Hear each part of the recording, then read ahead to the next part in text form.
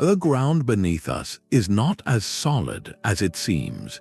This is a journey through 30 unexplained archaeological finds that scared the scientists. By the end, you will see human history not as a straight line, but as a tapestry full of startling gaps and mysterious threads. We will encounter a hammer sealed inside stone for millions of years and a map that shows Antarctica without ice. These discoveries represent the limits of our knowledge, moments where the past whispers of civilizations and technologies we can scarcely comprehend. They force us to ask a profound question.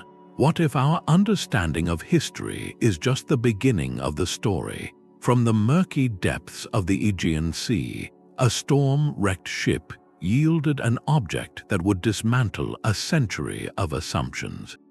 In 1901, sponge divers off the coast of the Greek island of Antikythera discovered a corroded lump of bronze and wood among the statues and ceramics of a Roman cargo ship.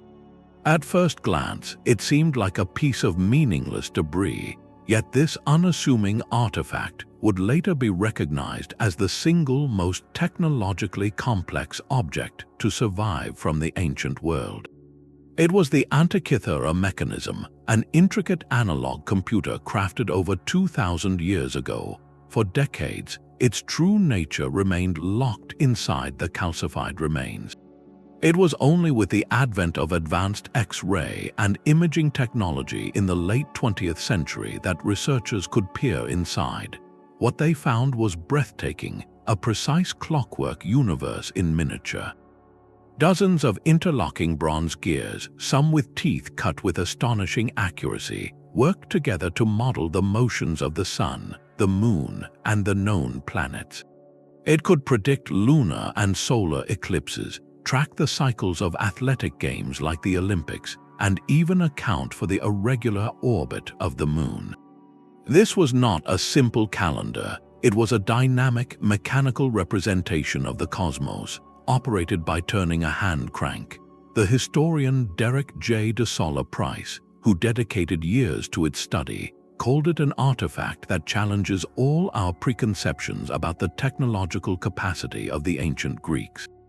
The mechanism's design suggests a level of scientific integration and mechanical engineering that historians once believed impossible before the Middle Ages.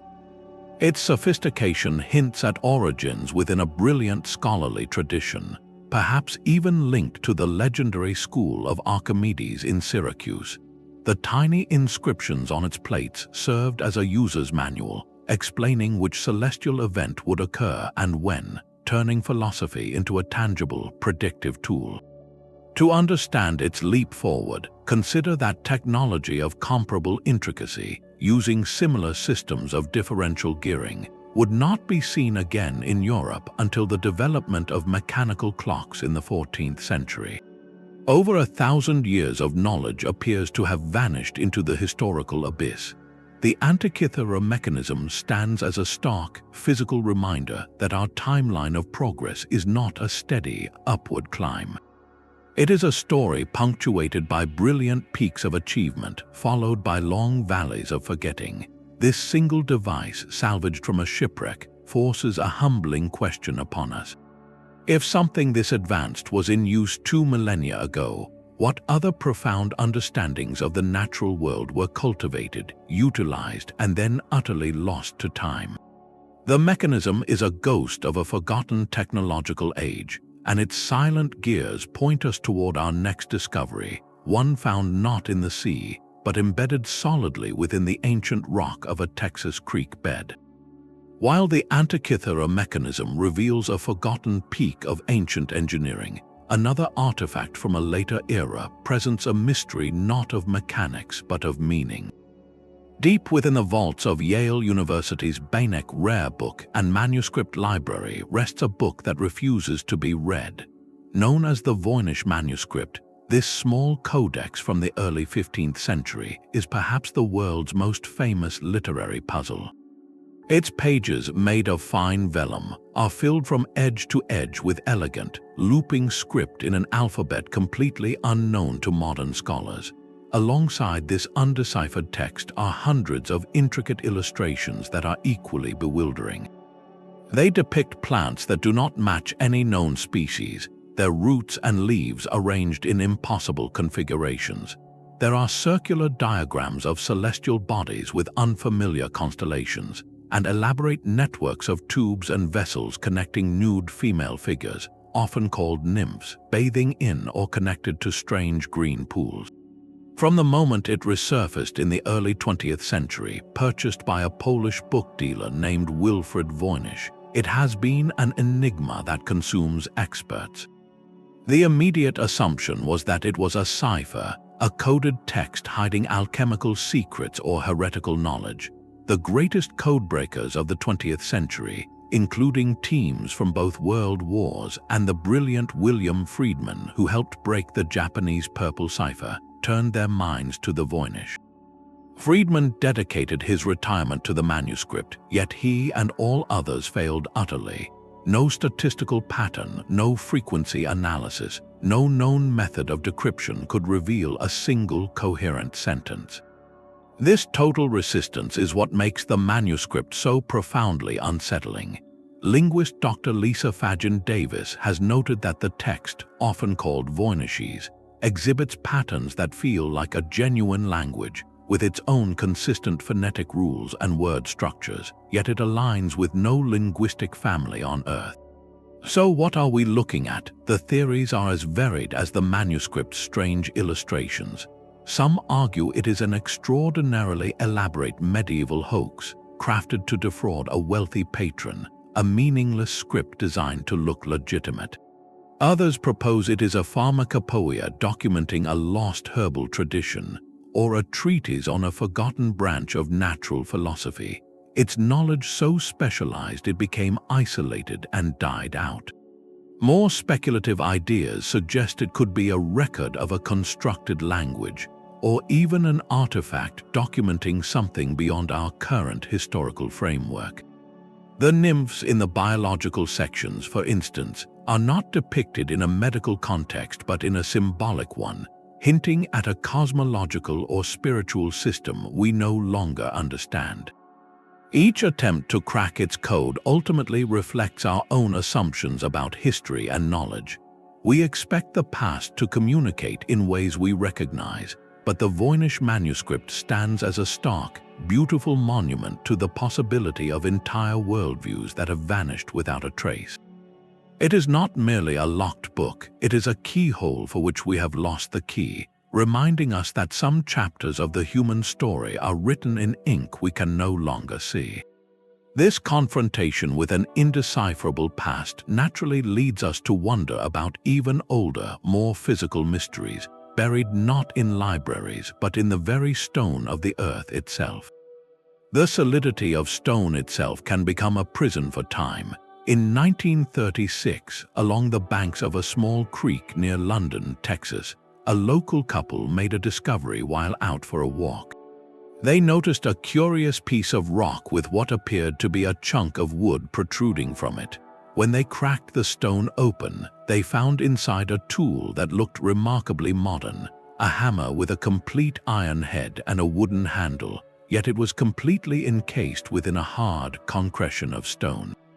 The geological formation where it was found is part of the Cretaceous rock layer, which mainstream geology dates to well over 100 million years old, a time when dinosaurs roamed and long before modern humans are believed to have existed. This is the London Hammer, an artifact that seems to defy every established timeline of human technological development. How could a clearly manufactured tool be sealed inside rock formed in an era before mammals, let alone toolmakers, walked the earth? The immediate, startling implication is one that has captured imaginations for decades, suggesting the possibility of an advanced, unknown civilization in the deep past, or a dramatic flaw in our understanding of geological time. Proponents of such anomalous finds, often called out-of-place artifacts, point to the hammer as physical proof that our history books are incomplete.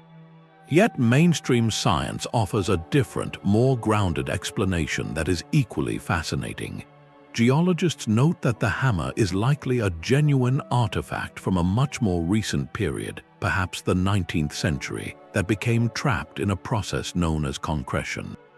Minerals dissolved in water, like limestone, can precipitate and harden around an object relatively quickly, forming a rock shell that mimics the appearance of ancient stone. The iron of the hammerhead would have accelerated this process, as oxidized iron acts as a powerful cementing agent. In this view, the hammer is not a million-year-old relic, but a demonstration of how nature can create convincing illusions of deep antiquity over a few centuries. The exact circumstances of its entombment, however, remain a topic of debate, as the original geological context was disturbed upon its discovery. This ongoing controversy highlights a profound tension: the human desire to find evidence that rewrites our origin story versus the scientific insistence on methodological rigor and Occam's razor. The London hammer forces a direct confrontation. Do we trust the initial, shocking observation, or do we seek a natural process that fits within the existing, vast tapestry of knowledge? It represents a category of finds that challenge us to question not just the past, but our own interpretive frameworks.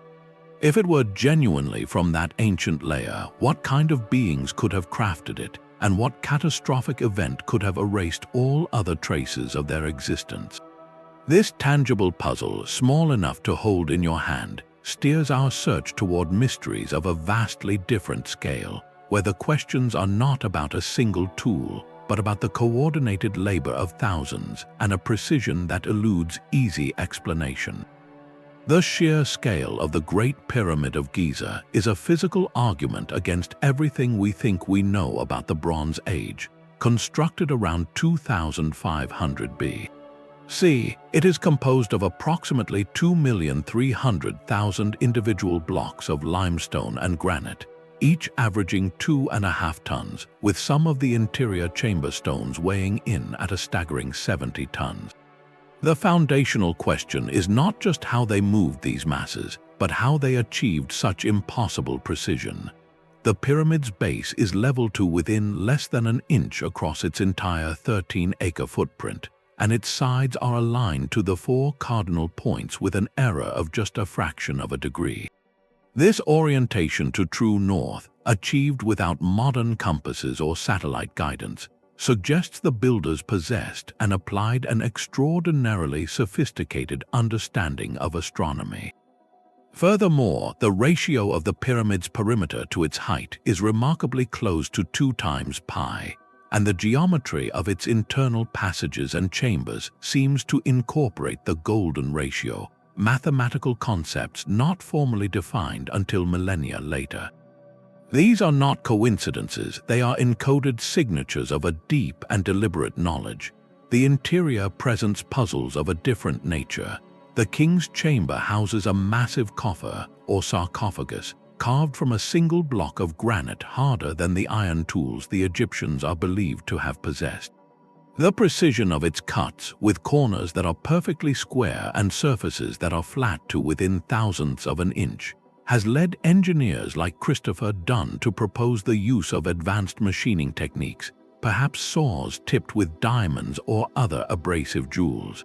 Radiating from the upper chambers are narrow, perfectly straight shafts, often called air shafts, which align with specific stars like Orion's belt and the northern circumpolar stars. Their purpose remains debated, serving either a profound spiritual function as celestial pathways for the king's soul, or a yet unknown practical purpose involving ventilation or energy. Mainstream Egyptology offers a compelling counter-narrative built on immense, organized human labor. The prevailing theory involves thousands of skilled workers using copper chisels, wooden sledges, and levers, moving blocks on lubricated earthen ramps that spiraled around the growing structure. They point to worker settlements found at Giza and quarry marks as evidence of a vast, state-run project. Yet, experimental archaeology often struggles to replicate the scale and efficiency implied by the pyramid's 20-year construction timeline. Attempts to move 70-ton granite blocks using these proposed ancient methods have proven incredibly slow and labor-intensive, falling far short of the required pace. This gap between theory and practical demonstration is where the true mystery lies. It forces us to ask whether we are underestimating the ingenuity of simple tools and supremely organized labor, or if we are glimpsing the faded edges of a more advanced, specialized technology that has since been lost. The Great Pyramid stands not as a tomb of a king, but as a monument to a mystery, its perfect stones a silent testament to a capability that continues to both define and elude our understanding of the ancient world. This pursuit of lost methods leads us from the desert sun to a different kind of darkness, where the earth itself reveals a network of tunnels whose purpose is just as cryptic. While the pyramids represent a vertical reach toward the heavens, the Nazca people of ancient Peru chose a different canvas, etching their mysteries directly into the surface of the earth. Across a vast, arid plateau in southern Peru, an immense gallery of art lies invisible to those standing within it. These are the Nazca Lines, a sprawling collection of hundreds of geometric shapes and complex biomorphic figures, including a colossal spider, a hummingbird with wings outstretched, and a curious humanoid figure often called the astronaut. Created by the Nazca culture between 500 years before the Common Era and 500 years of the Common Era, these geoglyphs were made by a remarkably simple yet laborious technique. Workers carefully removed the dark, sun-baked pebbles that coat the desert, exposing the lighter, sandy soil beneath. This contrast created lines that have endured for millennia, preserved by one of the driest climates on the planet. The true scale of their work, however, is a secret kept from ground level. The full forms of these drawings, some stretching over 600 feet, can only be comprehended from the air, a perspective the Nazca themselves are not believed to have possessed. This fundamental contradiction is the heart of the mystery. Why would a people invest such immense communal effort to create art they could never fully see? The modern world only became aware of their totality in the 1920s, when Peruvian archaeologist Toribio Mejia Zesp systematically documented them after observing the strange markings from nearby hills.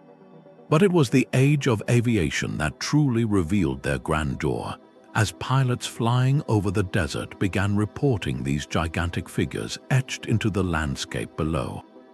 Theories about their purpose are as vast as the lines themselves.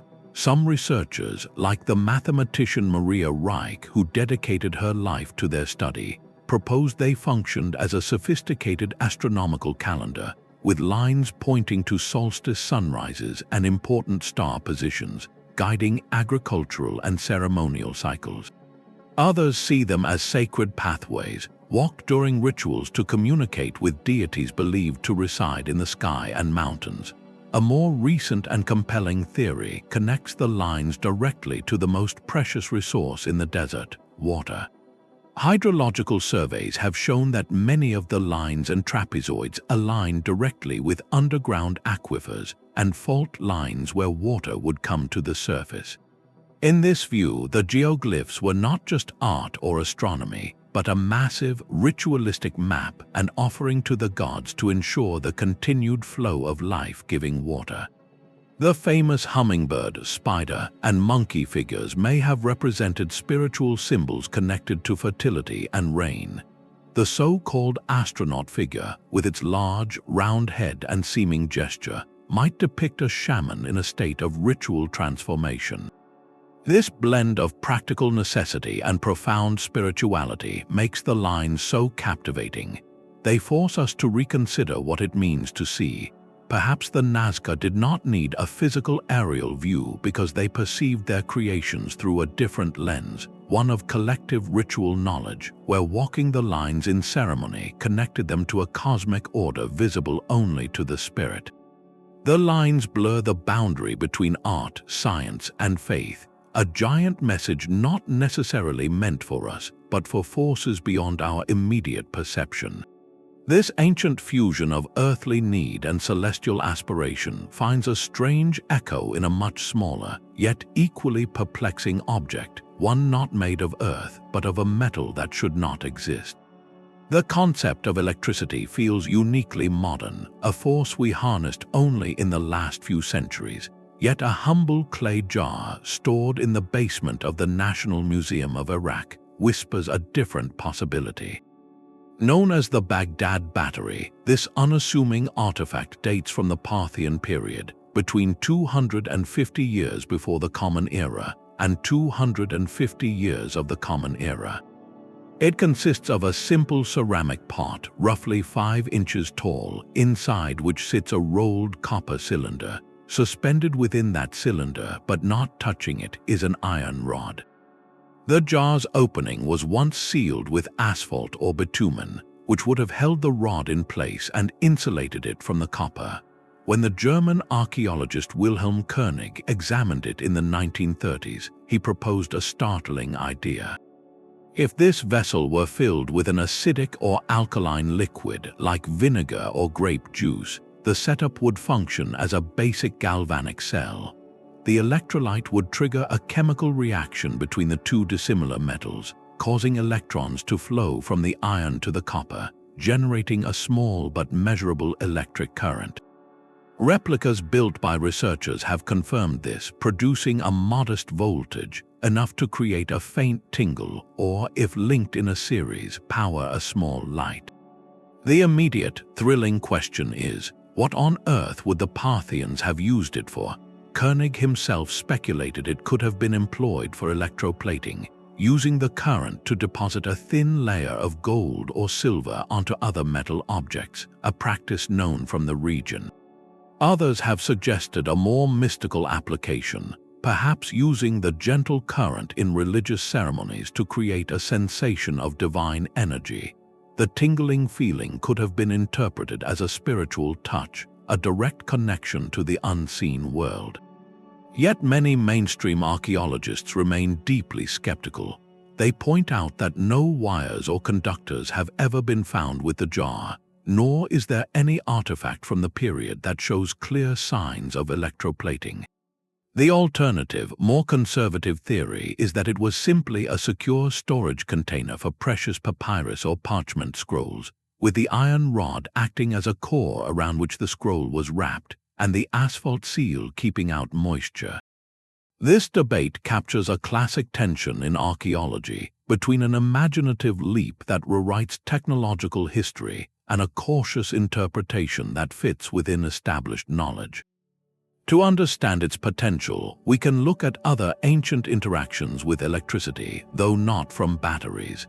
Historical accounts from Egypt and Rome describe how physicians used the shock from electric fish, like the Nile catfish or the torpedo ray, to treat ailments like gout or headaches.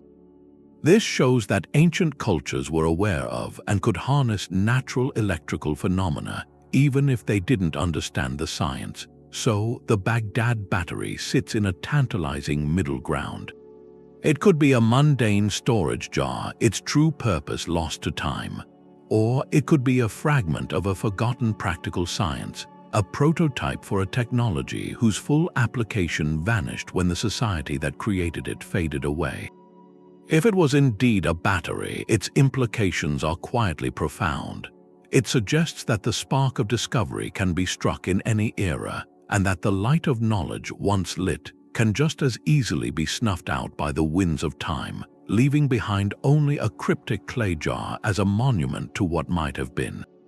This contemplation of organic mysteries and lost potential flows directly into our next discovery, where the mystery is not a made object, but the preserved remains of life itself, frozen in a moment of startling intimacy. A chart drawn on gazelle skin in 1513 seems to hold secrets from the end of the world.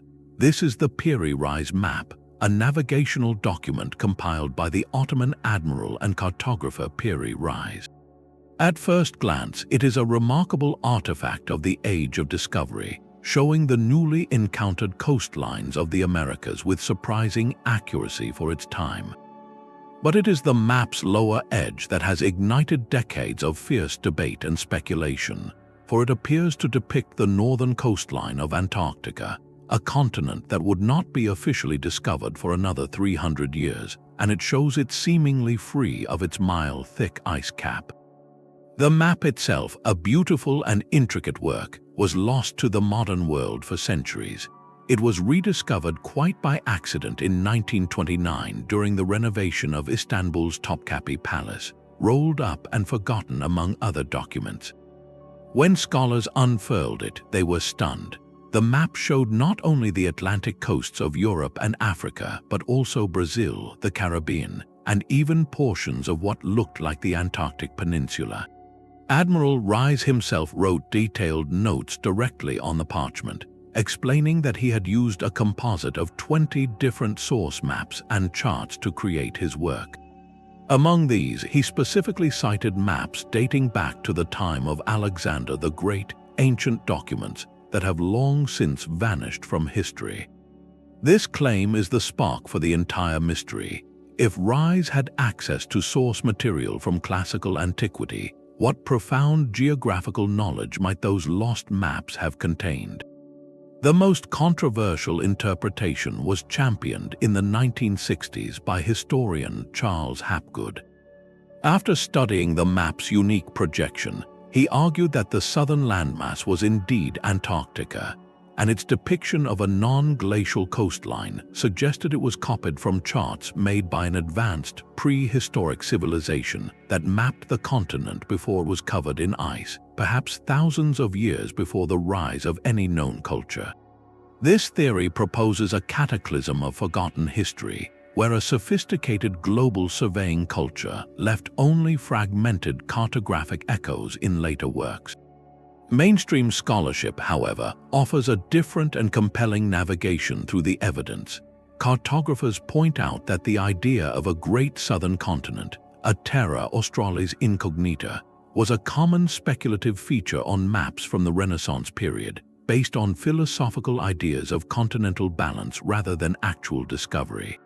The land on the Piri Reis Map, they argue, is likely this speculative continent, its shape coincidentally resembling parts of Antarctica due to the map's distorted, non-linear projection, which stretches and compresses landmasses. Furthermore, the accuracy of the South American coastline can be credibly attributed to the compiled Portuguese and Arabic sailing charts that Reis referenced, the cutting-edge geographical data of his own era. The true power of the Piri Reis Map lies not in proving a lost civilization, but in posing a haunting question about the transmission of knowledge. It forces us to consider the fragility of human understanding. How much ancient learning, painstakingly gathered over generations, was stored in libraries like Alexandria only to be consumed by fire or lost to the slow decay of time? Could fragments of that knowledge, maps of lands that later explorers would believe they discovered for the first time, have survived in some form, copied and recopied, until they reached the desk of an Ottoman admiral? The map is a palimpsest of history, a layered document where the ink of the Renaissance may trace over the faint, ghostly outlines of a much older world.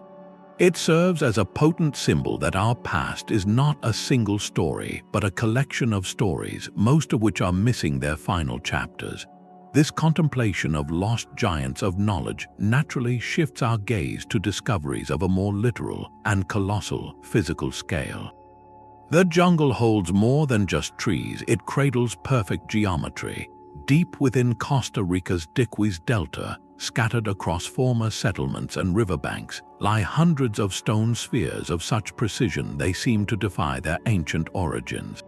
Known locally as Los Bolas, these artifacts were crafted by the pre-Columbian Diquis culture, flourishing from around 800 to 1500 of the Common Era.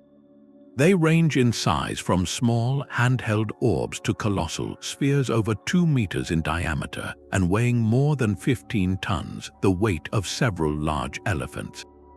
Their most startling feature is their near-perfect sphericity, with many spheres deviating by less than 2 centimeters across their entire surface, a level of precision that suggests immense skill and patience. For centuries, they lay hidden, some partially buried in the forest floor, until the 1930s when the United Fruit Company began clearing land for banana plantations and uncovered them in startling numbers. Their sudden appearance in the modern world was met with awe and, unfortunately, with destructive curiosity. Many spheres were damaged or cracked by treasure hunters who believed incorrectly that gold might be hidden inside. Others were rolled away from their original sites using heavy machinery to adorn government buildings and private gardens, forever severing their connection to the archaeological context that might have explained them. Today, the spheres are protected as a UNESCO World Heritage Site, recognized as a unique and mysterious legacy of indigenous American cultures. But what were they for? Archaeologists who have studied the sites note that the spheres were often found in groups, arranged in lines or geometric patterns near the residences of high-status individuals, suggesting they served as powerful symbols of social rank and authority. They may have been territorial markers denoting the land of a specific chief or lineage, or representations of celestial bodies like the sun and moon, arranged to mirror cosmic patterns. Some alignments do correspond with astronomical directions, such as the north-south line, hinting at a possible calendrical or ceremonial function. Their creation itself was a monumental feat. Experts like archaeologist John Hoops explain that the spheres were likely pecked into shape using other, harder stones as hammers, then painstakingly ground and polished with sand and water over generations. Modern sculptors attempting to replicate the process estimate it could take a team of workers many years to complete just one of the larger spheres, a communal investment of labor that only underscores their importance. This leads us to the central, haunting question: were they cosmic maps, symbols of power and unity, or simply magnificent displays of artistry and communal effort meant to inspire awe? Their silence is profound. They offer no inscriptions, no clear iconography, only their perfect, silent form. The stone spheres of Costa Rica are a testament to a human drive to impose order and beauty on the natural world, to create something enduring and perfect. They roll through time as cryptic monuments, reminding us that some of the most sophisticated expressions of a culture can be the simplest in shape, yet the most complex in meaning. This pursuit of perfection in form now guides us to a different material, where the mystery is not in the shape, but in the very substance from which it is made. A single silver coin can whisper of journeys across an ocean. In 1957, at a place known as the Goddard Site on the coast of Maine, amateur archaeologist Guy Melgren was sifting through a vast shell midden, an ancient refuse heap left by the Penobscot people over centuries. Among countless stone tools, bone fragments, and pottery shards, something small and metallic caught the light. Melgren initially thought it might be a British token from the colonial era, but when he cleaned it, he saw unfamiliar markings. This was the Maine Penny, a tiny artifact that would ignite one of North America's most tantalizing archaeological debates.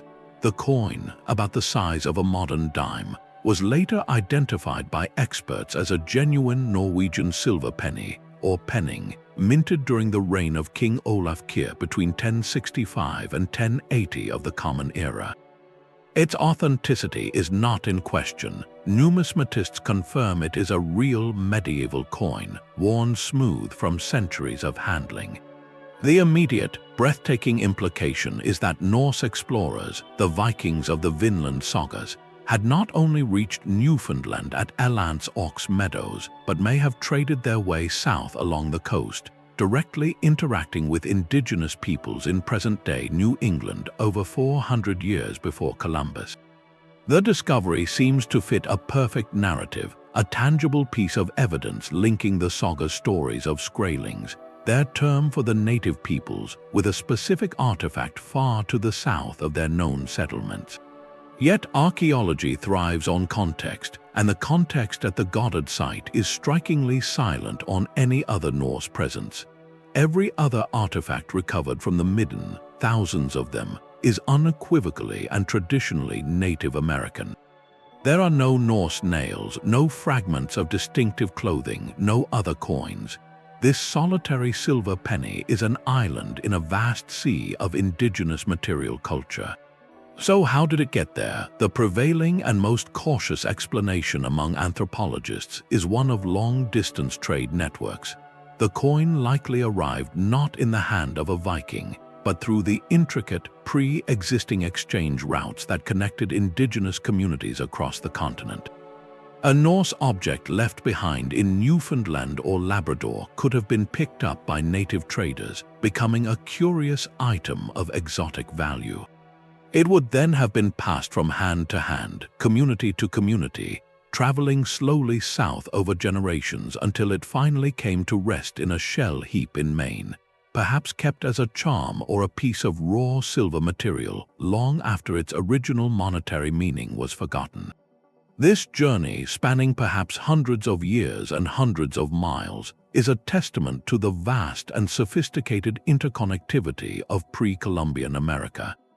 The Maine penny, therefore, currencies two very different debates. One is a literal debate about first contact, holding onto the romantic possibility of a Norse sailing into Penobscot Bay. The other is a deeper, more profound debate about how we interpret isolated finds. Does one extraordinary object rewrite history, or does it instead illuminate the incredible complexity of history as it already existed? The coin forces a discipline built on patterns to confront a powerful outlier. It is a reminder that the past is rarely a simple story of firsts, but a tangled web of occasional, fleeting encounters and the long, slow rivers of trade that carried ideas and objects far from their origins. This contemplation of a lone traveler from across the sea now turns our attention inland to a discovery where the travelers are not coins, but stones of immense and mysterious purpose.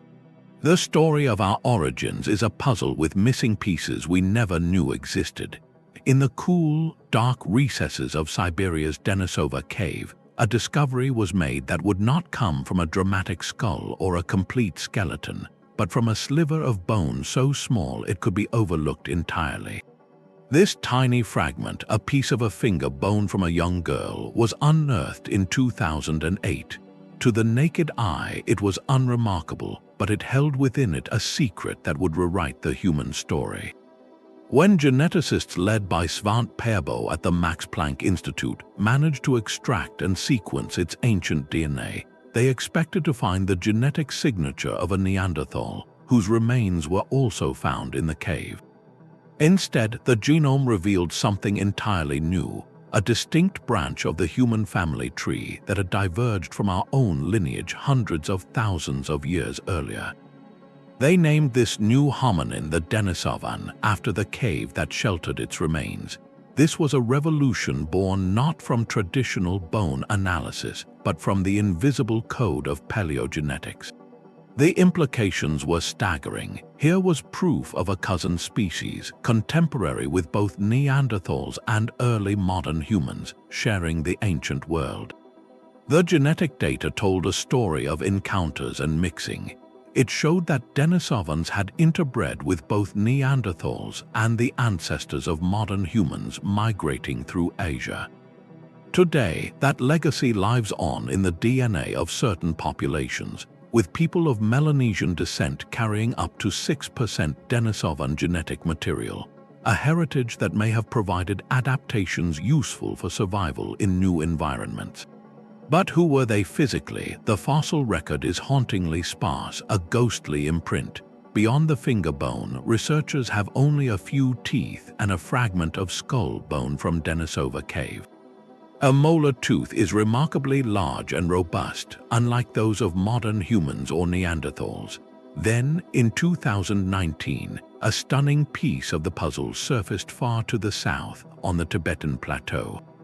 A massive, heavily worn jawbone, found decades earlier in a cave called Baishia Karst, was finally identified through protein analysis as Denisovan. This single bone, dating to at least 160,000 years ago, proved they lived in the high, thin air of the Himalayas, and genetic studies suggest they passed on a gene variant that helps modern Tibetans thrive at altitude. The cultural clues from their lair in Denisova Cave add another layer of intrigue. Alongside these elusive hominins, archaeologists found sophisticated artifacts, including a beautiful bracelet made of polished green chloratolite and a bone needle. These items hint at a level of cognitive sophistication and symbolic expression we once reserved only for ourselves and our Neanderthal cousins. The Denisovans, it seems, were not primitive shadows, but complex people with their own technologies and traditions. Their story is ultimately a genetic ghost story, a presence detected more in our own blood than in the ground. It forces a humbling question upon us. If an entire human population could remain hidden in the fossil record, known only by a finger bone and a jaw, how many other chapters of our shared ancestry are still waiting, undiscovered, in the silent earth? This revelation of lost cousins naturally shifts our perspective to a different kind of mystery, where the questions are not about who made something, but about what they were trying to accomplish with a technology that feels eerily out of time. The stones of Sacsayhuamán do not simply sit together, they embrace. Perched on a steep hill overlooking the ancient Inca capital of Cusco, this monumental fortress complex is defined by its three-tiered, zigzagging walls built from blocks so enormous they seem to belong to the realm of myth. Some of these andesite stones stand over 28 feet tall and weigh well over 100 tons, the equivalent of several modern buses. Yet their staggering size is not the true marvel, it is the impossible precision of their fit. These polygonal blocks, each with multiple complex angles and facets, joined together without any mortar.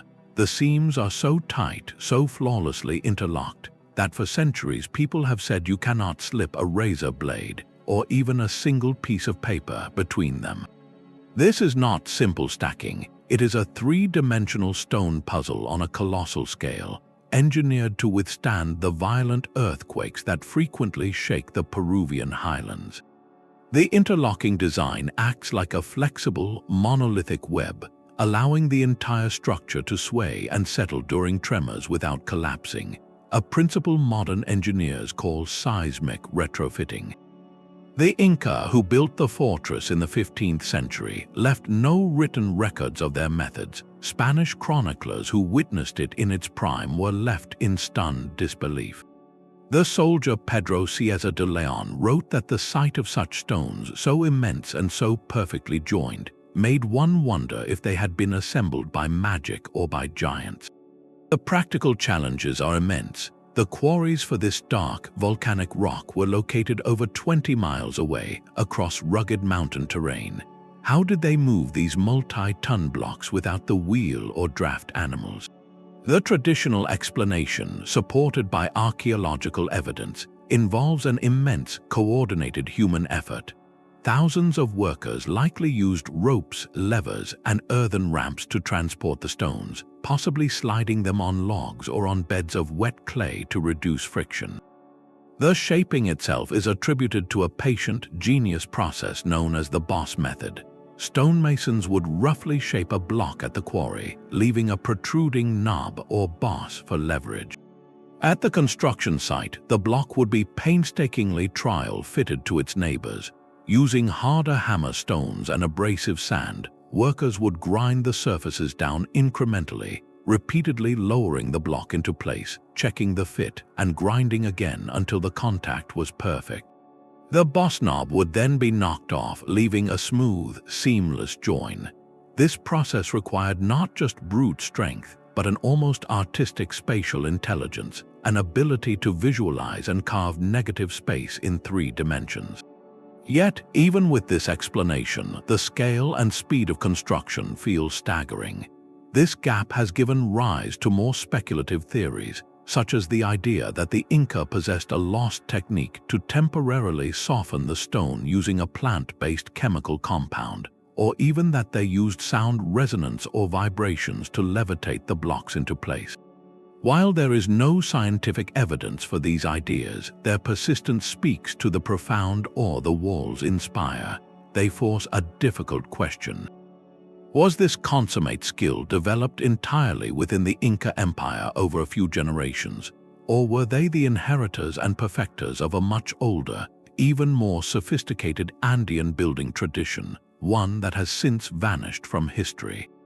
The walls of Sacsayhuamán stand as a silent, enduring argument for a lost engineering art, a tactile reminder that the past achieved feats we still struggle to fully replicate.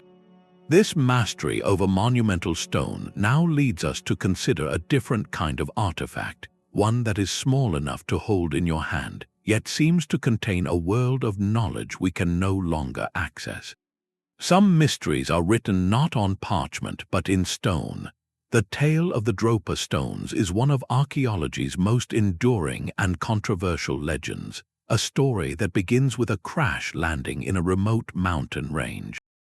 According to accounts that first surfaced in the 1960s, a Chinese archaeologist named Kai Pute led an expedition into the Bayan Ha Mountains in 1938. There, they reportedly discovered a series of caves containing strange skeletal remains and, more intriguingly, hundreds of stone discs buried in the floor. Numbering 716 in total, each disc was said to be roughly 9 inches in diameter with a hole in its center, resembling stone phonograph records. Their surfaces were allegedly inscribed with a continuous, microscopic spiral groove that, when examined closely, was not a groove at all, but a line of tiny, unknown hieroglyphic characters. The story took an even more extraordinary turn when, years later, a Russian scientist named Dr. Vyacheslav Sazev claimed to have analyzed the discs. He reported they contained high levels of cobalt and other metals, and that when placed on a special turntable, they vibrated as if carrying an ancient electrical charge. Most astonishing of all was the purported translation of the glyphs. They told a science fiction narrative of a spacecraft from a distant star that crash-landed in the mountains 12,000 years ago. The stranded beings, called the Dropa, could not repair their ship and were eventually absorbed into the local human population. If true, this would be the single most revolutionary archaeological find in human history, a first contact story etched in rock. The problem, and the reason this story resides firmly in the realm of controversial archaeology, is a profound lack of verifiable evidence. No major museum or university has ever displayed a Dropa stone. The original discs, along with the peculiar skeletons, have seemingly vanished. Mainstream scholars point to a much more earthly explanation.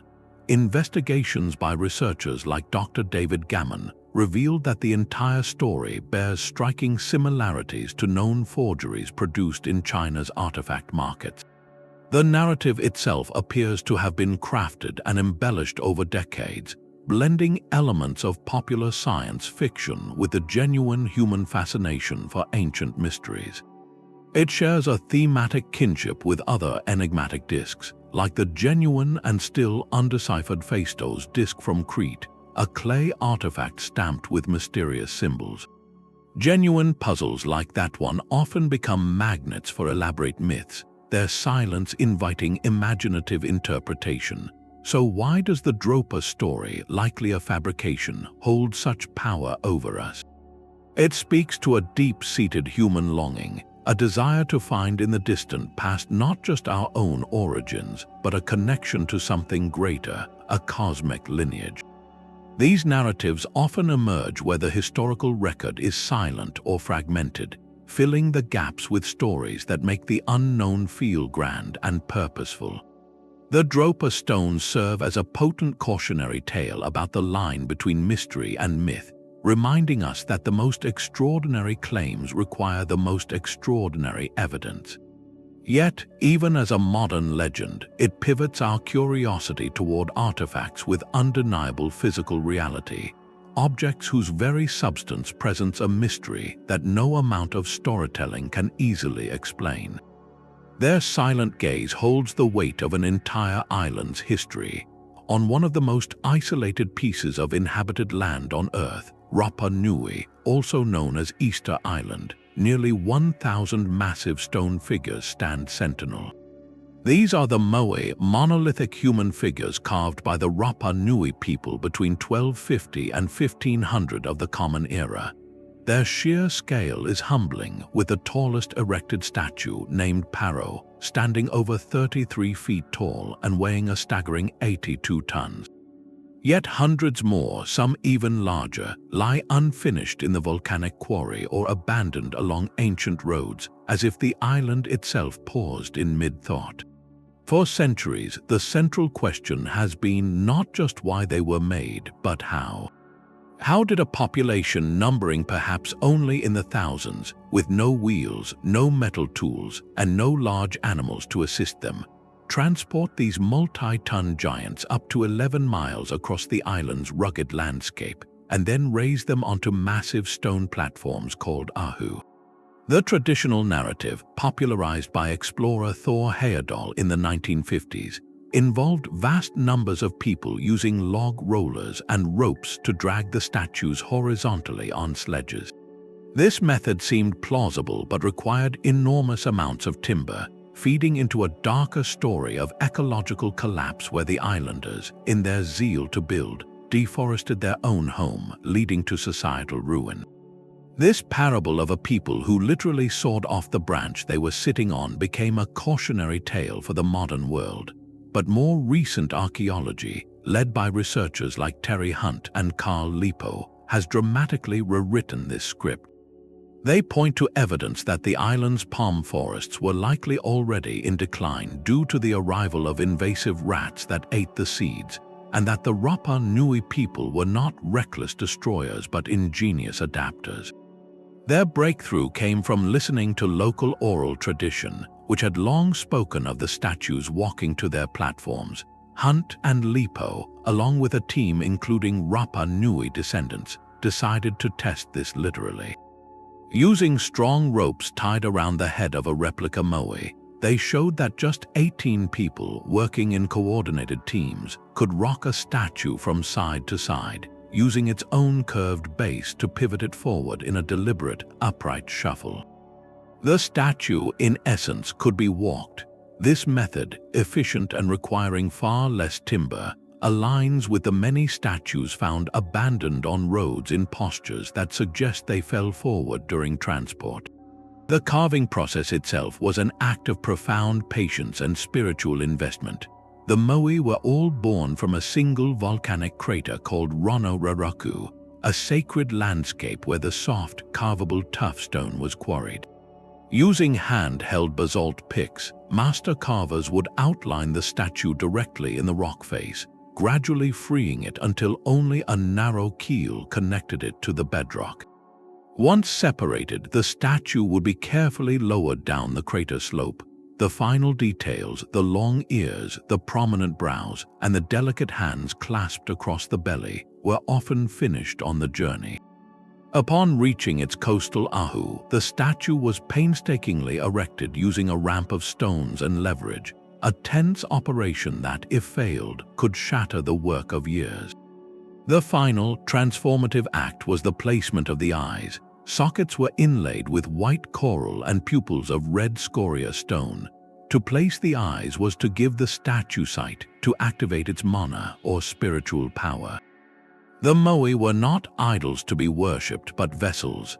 They were representations of deified ancestors, believed to channel their protective mana back toward the villages, their backs to the sea, watching over the living community. The haunting sight of so many unfinished giants in the quarry speaks to a different kind of ending. It was not necessarily a sudden collapse, but likely a gradual cultural shift.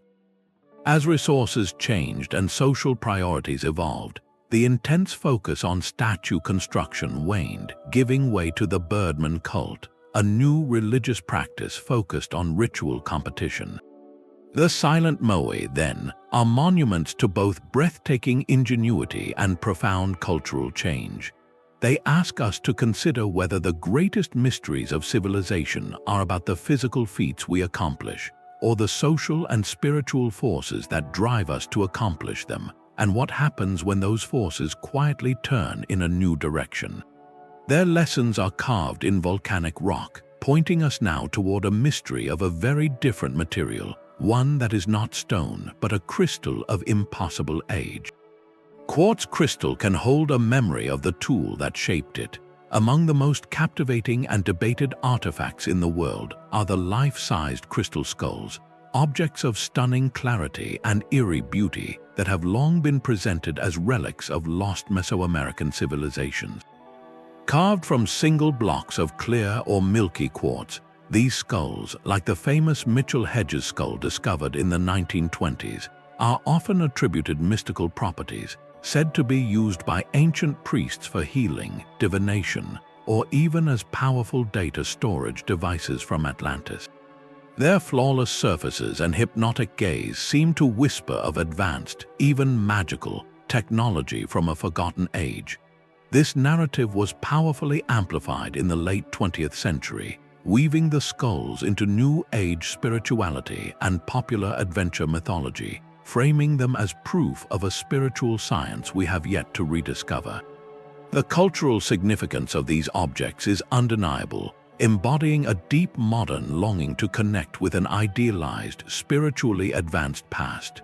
Yet when these enigmatic artifacts are placed under the cold, precise eye of modern science, a different story emerges, one written in microscopic marks upon the crystal itself.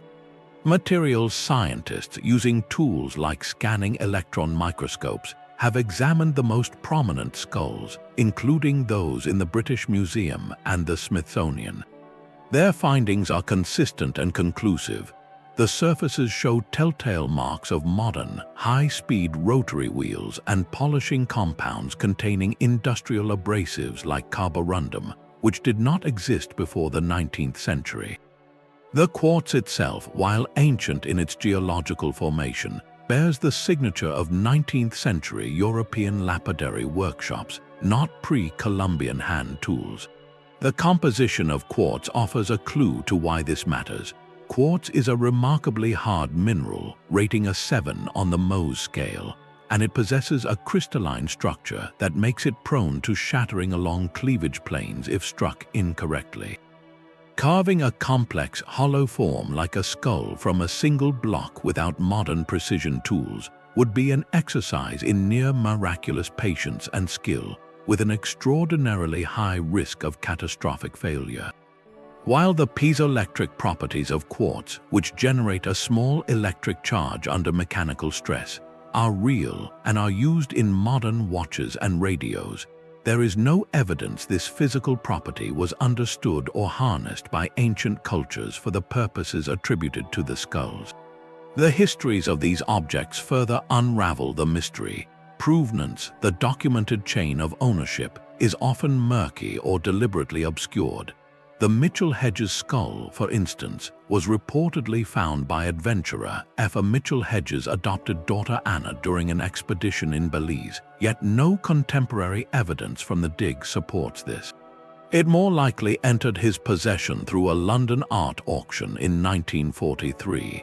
These gaps and embellishments point not to ancient priests, but to a vibrant 19th century market for exotic curiosities, where skilled artisans created spectacular objects to feed a European fascination with the mysterious Americas. So we are left with a compelling paradox. The crystal skulls are almost certainly beautiful fakes, elegant products of a more recent era of exploration and commerce. Yet their enduring power in our collective imagination is very real. They force us to ask why the idea of ancient crystal technology holds such a profound grip on us. Perhaps it is because they represent a perfect vessel for our hopes, a physical symbol of a past where technology was not cold and industrial, but spiritual and harmonious, where mastery over matter was paired with wisdom. They reflect a longing for a magic that once was, or that we wish had been. This fascination with seemingly impossible artifacts made of singular, mysterious materials now draws our attention to a discovery of a vastly different character, one not carved by human hands, but forged in the heart of a star and found buried in the earth, a metallic enigma that challenges our understanding of ancient metallurgy itself. A monument can be forged not just to honor a king, but to defy time itself. In the heart of Delhi's Quad complex, surrounded by the ruins of later empires, stands a silent sentinel of ancient engineering, the Iron Pillar. Erected over 1,600 years ago during the reign of the Gupta Emperor Chandragupta II, this 23-foot-tall column of wrought iron weighs more than 6 tons. Its Sanskrit inscription sings praises of a king's valor, comparing his conquests to the exhaustion of the earth's oceans. Yet the pillar's true legacy is written not in words, but in its pristine metallic surface. In a region with distinct seasonal humidity, this iron has resisted the ravages of rust for centuries, a feat that left even colonial British engineers in stunned disbelief. When they attempted to analyze and replicate its composition in the 19th century, they found their own modern ironwork corroded quickly in comparison, while the ancient pillar remained largely untouched. The secret lies in a brilliant, if perhaps accidental, mastery of materials. Modern metallurgical analysis reveals the pillar is made from remarkably pure wrought iron, forged through a process of repeated heating and hammering. But its superpower comes from its unique chemical signature, a high phosphorus content and an exceptionally low sulfur content. This specific recipe, when exposed to the air, fostered the growth of a thin, protective passive layer on the surface, a film of iron hydrogen phosphate hydrate known as mesowite. This film acts as a shield, preventing oxygen and moisture from reaching the raw metal beneath. Delhi's climate plays a supporting role, with long dry periods that allow this stable layer to form and persist. The only significant corrosion appears at the base where the pillar contacts the ground, kept damp by capillary action and offering a stark contrast to the preserved upper sections. Was this rust proofing a deliberate innovation of Gupta-era blacksmiths, or a fortunate byproduct of their particular ore sources and methods? Scholars debate the intent, but the result is undeniable. A metallurgical marvel that stands as one of the earliest and most durable examples of corrosion-resistant steel technology. Its original purpose adds another layer of intrigue, possibly serving as a standard for an astronomical observatory or as a ritual dedication to the Hindu god Vishnu. The Iron Pillar is a quiet rebuke to the idea of linear progress. It forces us to wonder how many other sophisticated material sciences, perfected through generations of trial and observation, have vanished because their products were not cast in such enduring form. This tangible proof of lost ingenuity shifts our focus from the mineral world to the organic, where the mysteries are not about preservation, but about perplexing forms of life that challenge our very classifications. A football pitch in Scotland holds a secret older than the pyramids. In 1965, archaeologists made a difficult decision. They buried a treasure. Beneath the grass of a community sports field in West Dunbartonshire, they concealed the Cochno Stone, a massive sandstone slab measuring over 42 feet long and 26 feet wide. For half a century, it lay hidden, a sleeping giant of prehistory, until a team led by archaeologist Dr. Kenny Brophy from the University of Glasgow carefully peeled back the turf in 2015 for a detailed scientific study. What they revealed was breathtaking, a 5,000-year-old canvas of mystery. The stone's surface is a dense tapestry of Neolithic art, covered in more than 90 deeply carved motifs. The most common are the cup marks, small circular depressions, often surrounded by concentric rings that ripple outward like stones dropped in water. These are connected by meandering grooves, and among them swirl intricate spirals and other geometric patterns. This is not random graffiti. It is a deliberate, complex composition etched with stone tools over generations, representing one of the most significant panels of prehistoric rock art in all of Europe. The sheer scale of the Cochno Stone is its first statement of importance. This was not a private sketch, but a public monument, a focal point for the early farming communities that lived in the area. The effort to create it was communal, and its location on a prominent hillside with sweeping views suggests it was meant to be seen and experienced. But to what end? What message were these ancient artists trying to convey across 50 centuries? Dr. Brophy and other researchers offer several compelling interpretations, each opening a window into a symbolic world very different from our own. One theory sees the stone as a cosmic map. The cup and ring marks could represent constellations, planets, or significant celestial events, serving as a permanent record of the night sky for agricultural or ceremonial calendars. The swirling spirals might chart the movement of the sun or the moon. Another idea frames the stone as a territorial marker, a kind of ancient land deed that defined the boundaries of a clan's territory, its intricate patterns serving as a signature understood by neighboring groups. Perhaps the most evocative theory connects the carvings to spiritual experience. The repetitive, swirling patterns are strikingly similar to the visual phenomena reported during altered states of consciousness, achieved through rhythmic dancing, fasting, or the use of certain plants. In this view, the stone could be a portal, a physical representation of a shaman's journey into the spirit world, with the grooves and cups mapping the path of the soul. To preserve the stone from modern damage and unlock its secrets, the research team employed cutting-edge technology. Using three-dimensional imaging and photogrammetry, they created a hyper-detailed digital model of the entire surface. This digital record revealed features invisible to the naked eye, including faint carvings that had been missed in earlier surveys and precise tool marks that could hint at the techniques used. This data allows for comparisons with thousands of similar, though usually smaller, cup and ring marks found across the British Isles, Ireland, and as far south as Iberia, suggesting a shared visual language across Neolithic Europe. The act of reburying the stone after study is itself a powerful statement. It acknowledges that some mysteries are best protected by time, and that our technology, while revealing, cannot yet fully translate the intentions of those who carved it. The Cochno Stone is a question etched in rock. Was it an astronomical chart, a spiritual diagram, or a communal storybook? This silent slab challenges our modern impulse to find a single, practical answer, suggesting instead that for its creators, the boundaries between map, ritual, and art did not exist as separate categories. It was likely all these things at once, a central node in a landscape alive with meaning. This profound connection between art, astronomy, and the earth itself points us toward another site where architecture itself seems designed to capture the light of the cosmos.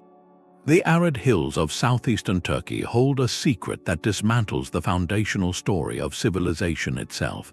Here, at a place called Göbekli Tepe, circles of massive, T-shaped limestone pillars rise from the earth, each one intricately carved with foxes, snakes, birds, and wild beasts. These monumental enclosures were constructed around 9,600 years before the Common Era, a staggering 6,000 years before Stonehenge was even a concept, and over 7 millennia before the Great Pyramid of Giza. Their existence is not just ancient, it is revolutionary, forcing a complete rewrite of what we call the Neolithic Revolution. The traditional narrative has always been clear and logical. First, humans discovered agriculture and settled down in villages. Then, with the surplus food and stable communities that farming provided, they had the time and resources to develop complex social structures, hierarchies, and finally, to build monumental architecture for religious and political purposes. Göbekli Tepe turns this sequence completely on its head. This site, a breathtaking complex of ritual enclosures adorned with stunning artistry, was built by hunter-gatherers. People who had not yet domesticated wheat or sheep, who lived a nomadic life following herds of wild animals, came together to execute a project of breathtaking ambition. The lead archaeologist who brought Göbekli Tepe to the world, Klaus Schmidt, called it the first temple, a sanctuary constructed not by a settled agricultural society, but as the very catalyst that may have led to one. The construction details are humbling. The largest of these T-shaped pillars weighs over 20 tons. They were quarried from local bedrock using stone tools, then transported, likely on log rollers and with immense coordinated labor, up to 1/4 of a mile to the hilltop site. There, they were set into sockets carved into the bedrock floor, arranged in concentric circles. The T-shape is now interpreted as highly stylized human figures, with the crossbar representing arms and the vertical pillar a body, suggesting these were ancestor spirits or deities watching over the rituals performed within.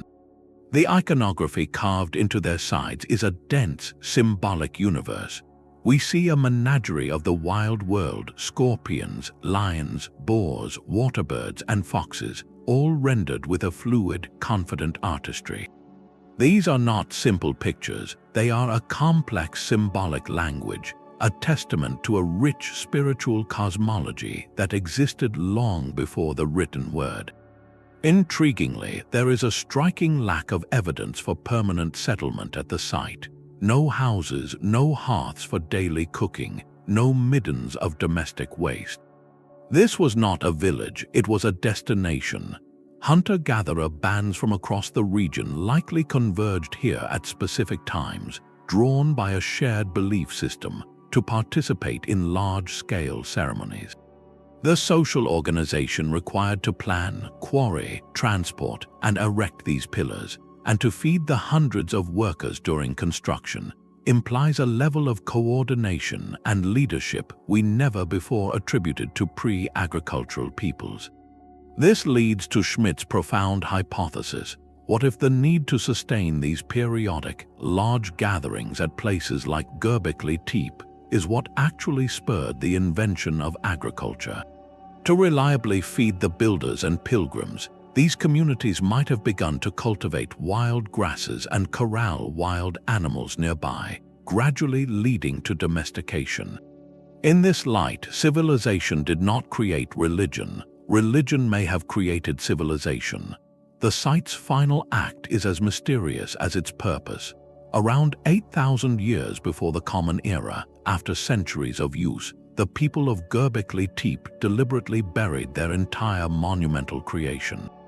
They brought in thousands of tons of soil and rubble, carefully entombing the pillars and their carvings, preserving them perfectly for 12,000 years until their rediscovery. This was not an act of destruction, but one of profound respect, a ritual closing. The site was first noted by surveys in the 1960s, but dismissed as a medieval cemetery. It was only in 1994, when Klaus Schmidt visited the hilltop and saw flint chips littering the ground, the telltale debris of Stone Age toolmaking, that the truth began to emerge. He looked past the later graves and realized the protruding limestone slabs were something far, far older. Göbekli Tepe stands as a profound question mark at the dawn of human history.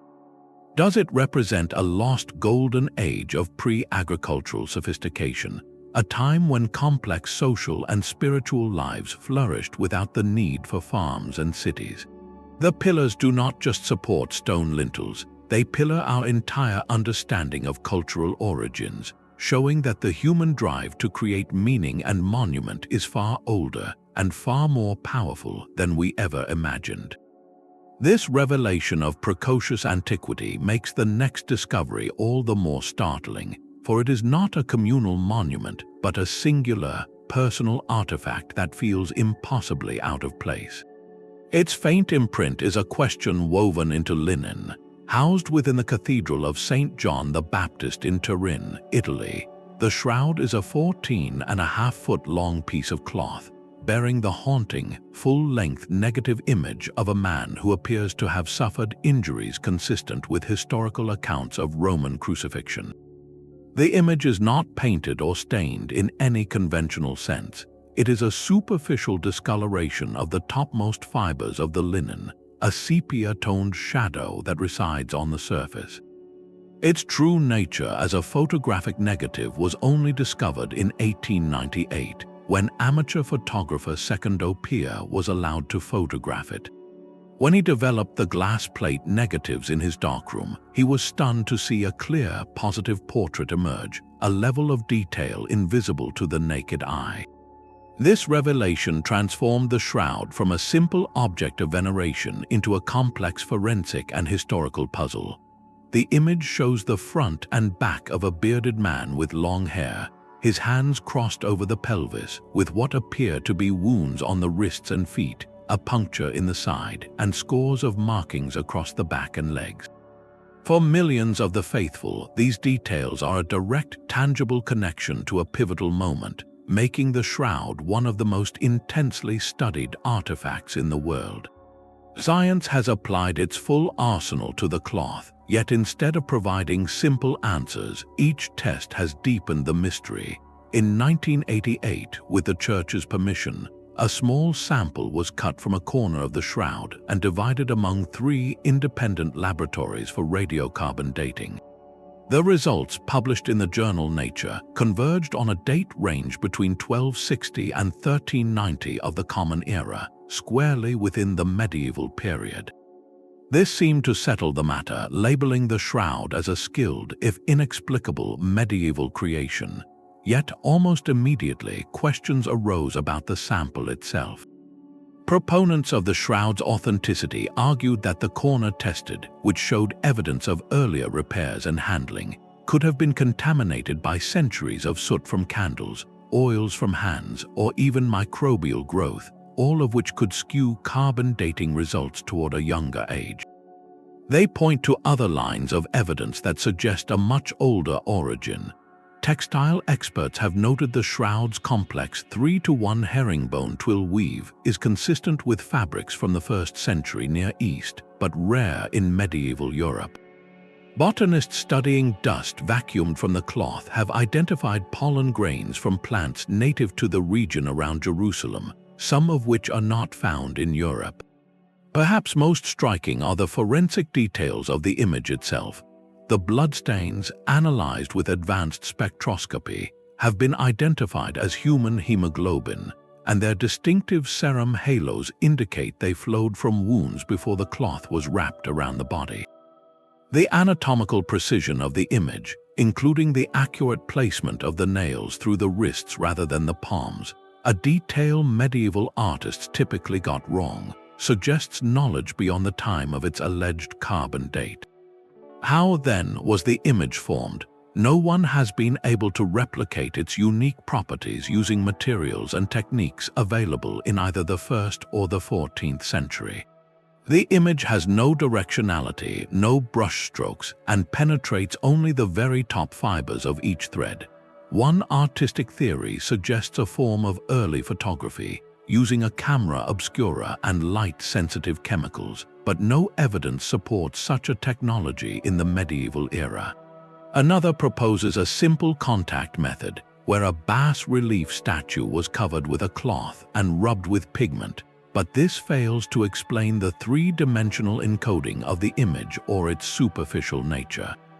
More exotic theories venture into the realm of physics, suggesting a short, intense burst of radiation, perhaps from a mysterious event that caused a dehydration and oxidation of the linen fibers, creating a perfect scorch-like imprint. This idea, while highly speculative, speaks to the desperation of finding a mechanism that fits the baffling evidence. The Shroud of Turin ultimately exists in a space between worlds, between faith and science, between artifact and icon. It asks a profound question about the limits of our investigative tools. Can an object so laden with spiritual significance ever be analyzed with pure scientific detachment? The debate itself becomes a cultural artifact, reflecting our enduring need to find physical proof for our deepest beliefs. Whether it is a medieval masterpiece of unknown genius or a relic that defies chronology, the shroud holds a mirror to our own search for meaning, proving that some mysteries are not meant to be solved but to be contemplated. This contemplation of an image formed by unknown forces now turns our gaze to an object whose very composition is the mystery, a metal that should not exist for the time and place it was found. Deep time can craft objects that look like lost technology. From the ancient mines of South Africa's northwest province come the Klerksdorp Spheres, small, grooved objects often no larger than a walnut, discovered embedded in mineral deposits dated to an astonishing 2.8 billion years old. This was the Precambrian era, a world of volcanic landscapes and single-celled microbes, a time over 1 billion years before the first complex life would appear. To miners unearthing them in the 1980s, their appearance was startling metallic spheres with what seemed to be precise equatorial grooves, as if machined by some ancient, intelligent hand. The immediate, thrilling interpretation was clear. Could these be artifacts from a civilization that existed when the Earth itself was young?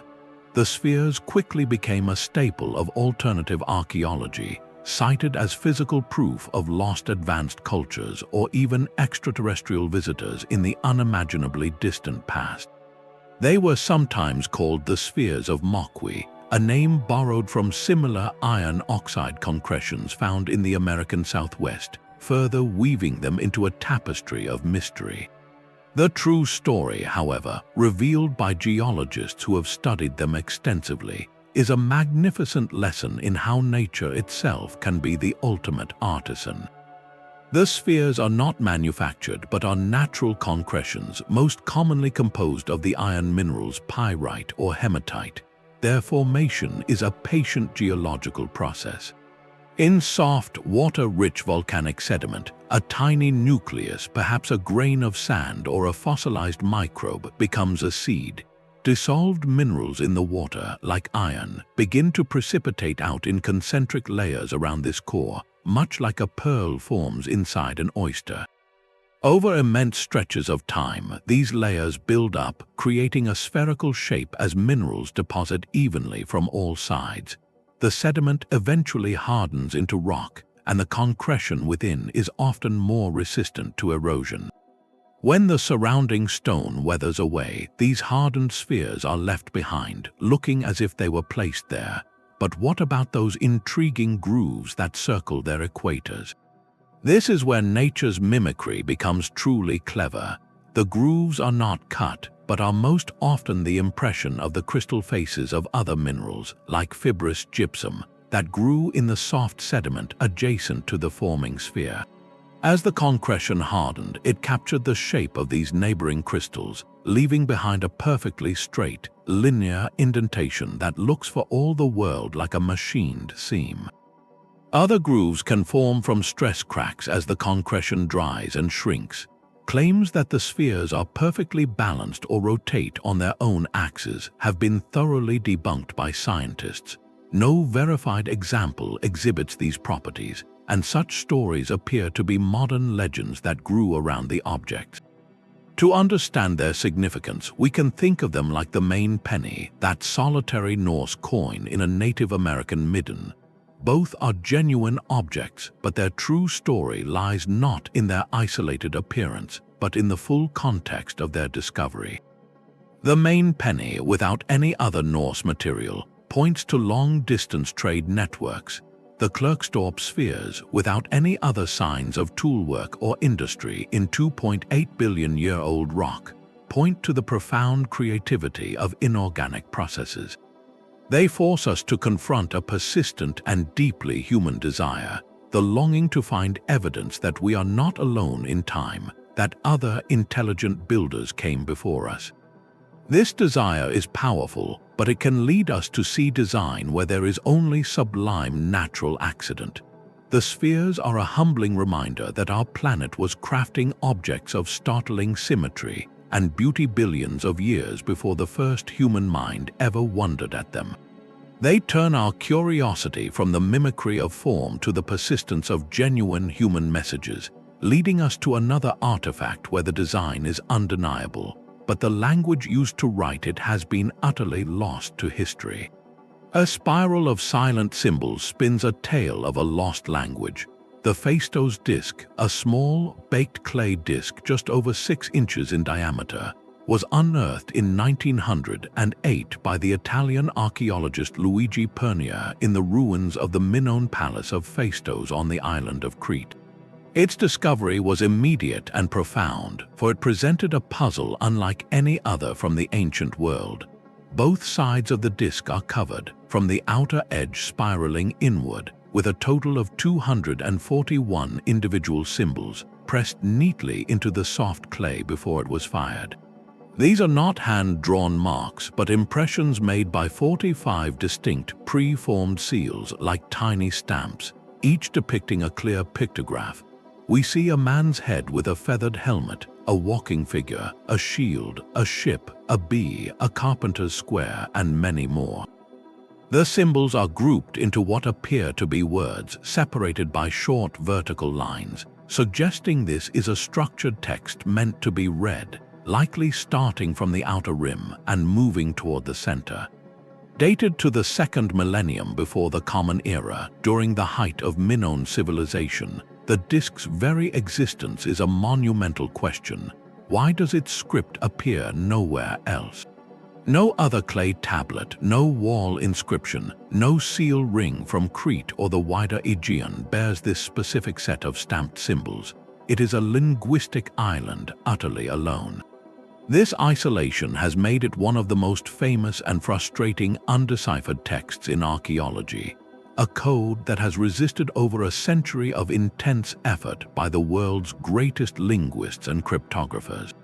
The fundamental challenge is the lack of a parallel text, a Rosetta Stone that would provide the same message in a known language.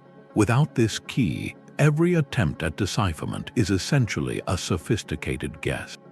Some researchers have tried to link the symbols to the other known Minoan script, Linear A, which also remains largely undeciphered, but the pictorial nature of the disc signs is fundamentally different from Linear A's more abstract linear characters. Others have proposed connections to ancient Anatolian or even early Greek languages, but none of these theories have gained widespread acceptance because they cannot be consistently applied to produce a coherent, verifiable translation. Linguists can make educated inferences about the writing system itself. The fact that there are 45 distinct signs suggests it could be a syllabary, where each symbol represents a syllable like bar or two, which would be efficient for recording a spoken language. Alternatively, some signs might be logograms representing whole words or concepts like the ship or the bee. The neat, stamped production implies the scribe had a set of reusable seals, perhaps indicating a degree of standardization, yet the complete absence of any other example is baffling. Was this a unique, ceremonial object, or did the script have a brief, localized life that left no other trace? This mystery has given rise to alternative interpretations that step outside the realm of writing altogether. Some scholars have wondered if the disc is not a document, but an object for play or ritual. Could it be an ancient board game with the spiral as a track and the symbols indicating moves or challenges? Might it be a religious artifact, a portable hymn or prayer, its physical rotation part of a ceremonial act? The tactile nature of the stamped clay, with its precise, repeated impressions, does lend it a tactile, almost ritualistic quality. The most haunting possibility is that the Phaistos disc is a lone survivor, a single page from a vast library of knowledge that was written in a script created for a specific purpose and then forgotten. Perhaps it recorded a special treaty, a unique religious composition, or the inventory of a royal offering, deemed important enough to preserve in this durable, fired form, while the rest of its administrative or literary cousins were written on perishable materials like parchment or palm leaves that crumbled to dust. When we look at the disk, we are not just looking at an unsolved code, we are looking at the ghost of an entire system of communication. It represents a complete intellectual world, a way of organizing thought and information that flourished and then vanished without passing its key to the future. It spins silently on its axis in a museum case, a closed loop of meaning from a civilization we can only partially hear. This confrontation with a message we cannot read makes the next discovery all the more startling, for it presents a form we struggle to even categorize, a being that seems to straddle the line between myth and bone. Their bones tell a story of a world far stranger than we knew. In 2003, deep inside the limestone cave of Liang Bua on the Indonesian island of Flores, a joint Australian and Indonesian team led by the late Mike Morwood made a discovery that sent shockwaves through the study of human origins. They unearthed the nearly complete skeleton of a tiny adult female, standing just over 1 meter tall, with a brain roughly the size of a grapefruit. This was not a child, but a fully grown individual from a species we never knew existed. A species that lived as recently as 50,000 years ago, sharing the planet with our own ancestors. Nicknamed the Hobbit, its formal name is Homo Floresiensis, and it represents one of the most startling and important paleontological finds of the last century. The initial reaction from the scientific community was a mix of awe and deep skepticism. Could this simply be a modern human with a pathological condition, like microcephaly or a thyroid disorder? Some prominent researchers argued forcefully for this view, suggesting the small brain and stature were anomalies of illness. But as more fossils emerged from the cave, including the remains of at least 9 individuals of varying ages, the evidence for a distinct species became overwhelming. These were not diseased outliers, they were a population. Their anatomy was a mosaic of ancient and more recent traits. Their wrist bones were shaped like those of early hominins and modern apes, not like ours or Neanderthals. Their feet were long and flat, not well adapted for long-distance running, yet their legs suggest they walked upright. Most intriguingly, the archaeological layers surrounding the bones contained sophisticated stone tools, small, finely made flakes and points that were clearly used for processing plants and meat. This presented a profound puzzle. How could a creature with such a small brain, comparable to that of a chimpanzee, craft and use tools of such complexity? The answer lies in a fascinating natural phenomenon known as insular dwarfism. On isolated islands with limited resources and no large predators, large animal species often evolve to become smaller over many generations, as smaller bodies require less food. Conversely, small animals can become gigantic. Flores was a land of such wonders, home to dwarf elephants called stegodons and giant rats. Homo floresiensis appears to be a stunning example of this rule applied to our own family tree. The prevailing theory is that their ancestors, likely a population of Homo erectus, arrived on Flores nearly 1 million years ago. Over countless generations, isolated on this island, they shrank in body and brain size, yet retained enough intelligence to make tools, hunt cooperatively, and possibly even use fire. Their survival until such a recent date is perhaps the most haunting aspect of their story. They were still living when modern humans, Homo sapiens, were spreading across Southeast Asia. Did our paths cross on Flores? We have no direct evidence of contact, but the timing makes it a tantalizing possibility. The Hobbit's disappearance around 50,000 years ago coincides with a period of volcanic activity on the island, but also with the broader expansion of our species. Whether their end came from environmental change, competition, or some interaction with us remains one of the great unanswered questions. This mystery is echoed in local folklore. The people of Flores have long spoken of the Ebugogo, small, hairy, language-using creatures that lived in caves and were eventually driven away by villagers.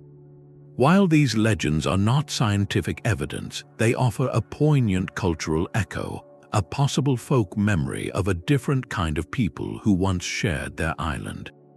The discovery of Homo Floresiensis fundamentally reshapes our understanding of the human journey. It shows that our family tree was not a straight line leading to us, but a lush, branching bush with many offshoots, most of which died out. It forces us to ask a humbling question. If a whole species of small-brained, tool-using humans could survive undetected by science until the 21st century, how many other unique human lineages evolved in isolation and vanished without leaving a single fossil for us to find? The Hobbit is a reminder that we are not the inevitable culmination of evolution, but simply the last surviving branch of a much more diverse and strange family. This contemplation of lost human cousins, whose very existence was a surprise, now shifts our focus to objects that are equally surprising, not for who made them, but for when they seem to have been made. Aluminum is a child of the modern age, a metal we associate with soda cans and aircraft. Yet in 1973, on the banks of the Mureș River in Aiud, Romania, workers digging a trench made a bewildering discovery. Buried under 35 feet of sand and clay, alongside the unmistakable bones of a mastodon, they unearthed a heavy, wedge-shaped object. It was clearly manufactured with two neat, cylindrical holes and a concave depression, but its material was the shock. Analysis revealed it was composed of 89% aluminum, alloyed with copper, zinc, and other trace metals. This context placed it in Pleistocene layers, a time over 10,000 years ago when great Ice Age mammals roamed, and human technology was limited to stone and bone. The implications were staggering. How could a refined aluminum alloy exist millennia before the industrial process to create it was invented? The Aiud Wedge, as it became known, seemed to be a literal wrench thrown into the gears of history. For proponents of alternative history, it was a smoking gun, evidence of a prehistoric advanced civilization with lost metallurgical knowledge, or perhaps even a fragment of an extraterrestrial vehicle. The object's heavily oxidized layer, a thick coating of alumina, was cited as proof of its immense age. The secrecy surrounding its initial analysis in communist Romania only added to the mystique, allowing speculation to flourish in the absence of clear, published data. For decades, it has been displayed in the History Museum of Transylvania in Cluj-Napoca with a simple, provocative label, an unexplained artifact. However, when subjected to the rigorous light of mainstream archaeology and materials science, the story of the Aiud Wedge transforms from a revolution into a powerful lesson. The central, insurmountable problem is the metal itself. Pure aluminum does not occur naturally. It is locked tightly inside bauxite ore. To free it requires the Hall-Héroult process, a method of electrolysis developed in the 1880s that requires a massive and continuous electrical current. There is no known ancient or prehistoric technique that could achieve this, not even by accident. Expert metallurgical analysis confirms the wedge's aluminum is entirely consistent with 19th or 20th century production. So how did it end up next to mastodon bones? The answer lies in a common and often misleading phenomenon known as stratigraphic mixing. The site where it was found was a dynamic riverbank, a place where floods, animal burrows, and later human activity, like the very trench digging that discovered it, can churn the layers of time. A modern object, such as a broken excavator tooth or a piece of mining equipment from the 19th century when aluminum was a novel and valuable material, could easily have fallen or been pushed down into older sediments.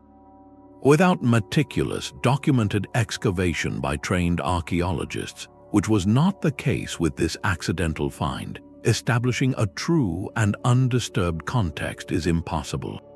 The wedge's shape and holes are consistent with a piece of heavy machinery, not an ancient tool. This case forces a critical question: how do we distinguish a world-shattering anomaly from simple archaeological noise? The Aiud Wedge is a cautionary tale about the seductive power of an isolated object divorced from its story. It reminds us that context is everything: the soil it lies in, the artifacts around it, the unbroken seal of the geological layer. A genuine mystery must withstand not just the excitement of discovery, but the patient, often unglamorous scrutiny of process and provenance. While the wedge itself likely has a mundane explanation, the debate it sparked is profoundly important. It highlights our deep desire to find proof that our historical timeline is wrong, that there were other peaks of technology lost to time. This very desire now pulls our attention away from solitary objects and toward an entire landscape designed not for sight, but for sound, where the stones themselves were meant to sing. A monument to lost love can also be a fortress of secrets. In the sweltering heat of Homestead, Florida, a Latvian immigrant named Edward Līdzkalnis performed a feat of strength and solitude that defies easy belief. Between 1923 and 1951, working almost entirely alone and often under the cover of night, he single-handedly moved, carved, and positioned over 1,100 tons of oolitic limestone, a local coral rock. He called it Rock Gate Park, but the world knows it as the Coral Castle, a sprawling complex of massive stone sculptures, walls, and furniture that stands as one of the 20th century's most baffling folk art monuments. Līdzkalnis, a man barely 5 feet tall and weighing just 100 pounds, claimed to have rediscovered the building secrets of the ancient Egyptians, the same knowledge used to raise the pyramids. Yet he guarded his methods with obsessive secrecy, leading to decades of speculation about anti-gravity devices, magnetic secrets, or even supernatural aid. The sheer physicality of his accomplishment is staggering. Each massive block, some weighing many tons, was quarried, transported, and set with a precision that mocks his small stature. How did one man, with no visible heavy machinery, no team of workers, and limited formal education, achieve this? Engineers and skeptics who have studied the site propose he was a master of practical mechanics, employing simple but brilliantly applied principles. He likely used a system of block and tackle, tripods, winches, and levers, turning immense weight into manageable force through patience and an intuitive grasp of physics. He understood fulcrums and pivot points, using the rock's own mass against itself. His tools, found on site, were rudimentary, homemade from old car parts and scrap metal. The true marvels of Coral Castle are in the details. A 9-ton stone gate, perfectly balanced on a truck axle, swings open with the gentle push of a single finger. A massive obelisk he named the Polaris Telescope aligns with the North Star. There are rocking chairs carved from single multi-ton blocks, a heart-shaped table weighing over 2 tons, and a functioning stone sundial accurate to within 2 minutes. Līdzkalnis' own writings, cryptic pamphlets he sold to visitors, speak of magnetic currents and perpetual motion holders, a personal cosmology that blended his observations of nature with his unique engineering insights. The driving force behind this decades-long labor, according to his own story, was a profound personal loss. He claimed to have been jilted by his young fiancée, Agnes, just days before their wedding in Latvia. The Coral Castle was to be his monument to her, a palace built for the love he lost. This human element adds a poignant layer to the mystery, transforming it from a mere engineering puzzle into an epic of heartbreak and dedication. The most compelling part of the enigma is the complete lack of witnesses to his most difficult work.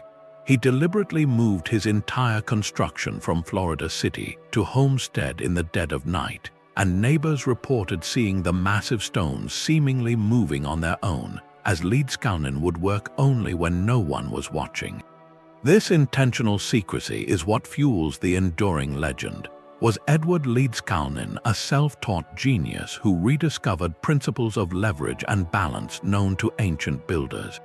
Or did his singular focus and personal mythology lead him to a unique, almost forgotten practical artistry?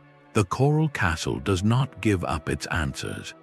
It stands not just as a collection of strange stone objects, but as a testament to the power of a single human will. It suggests that the greatest mysteries are not always buried in deep antiquity, but can be built in plain sight in a Florida field by a quiet man with a secret he chose to take with him. This demonstration of hidden personal knowledge shifts our perspective from a modern mystery back to an ancient one, where the secret was not held by one man, but perhaps by an entire civilization, encoded directly into the landscape they inhabited. The silence of an empty chamber can be as loud as a shout. In 1992, in the Chinese province of Zhejiang, villagers decided to drain a series of small, mysterious ponds locals had long called bottomless. As the water receded, they did not find a natural pool, but the entrance to a vast, submerged cavern, its walls and pillars revealing the unmistakable, even marks of human tools. This was the first glimpse of the Longyou Grottoes, a staggering underground complex that would soon reveal itself as one of the most colossal and inexplicable engineering projects of the ancient world. To date, 24 such hand-carved caverns have been discovered, covering a staggering 30,000 square meters, an area larger than many modern sports stadiums. Each grotto is a self-contained world of immense stone halls, supported by massive, evenly spaced pillars, connected by staircases, and adorned with walls covered from floor to ceiling in parallel chisel marks, all cut at a precise 60-degree angle. The sheer volume of rock removed is almost incomprehensible, estimated at nearly 1 million cubic meters. To put that in perspective, that is enough stone to construct 30 of the Great Pyramids of Giza. And yet, this monumental undertaking is absent from any historical record. No chronicle from any dynasty mentions the mobilization of thousands of workers. No local legend preserved the memory of their construction, and no artifacts or inscriptions were left inside to offer a clue. The grottos are a perfect void in history, a secret kept by the earth itself.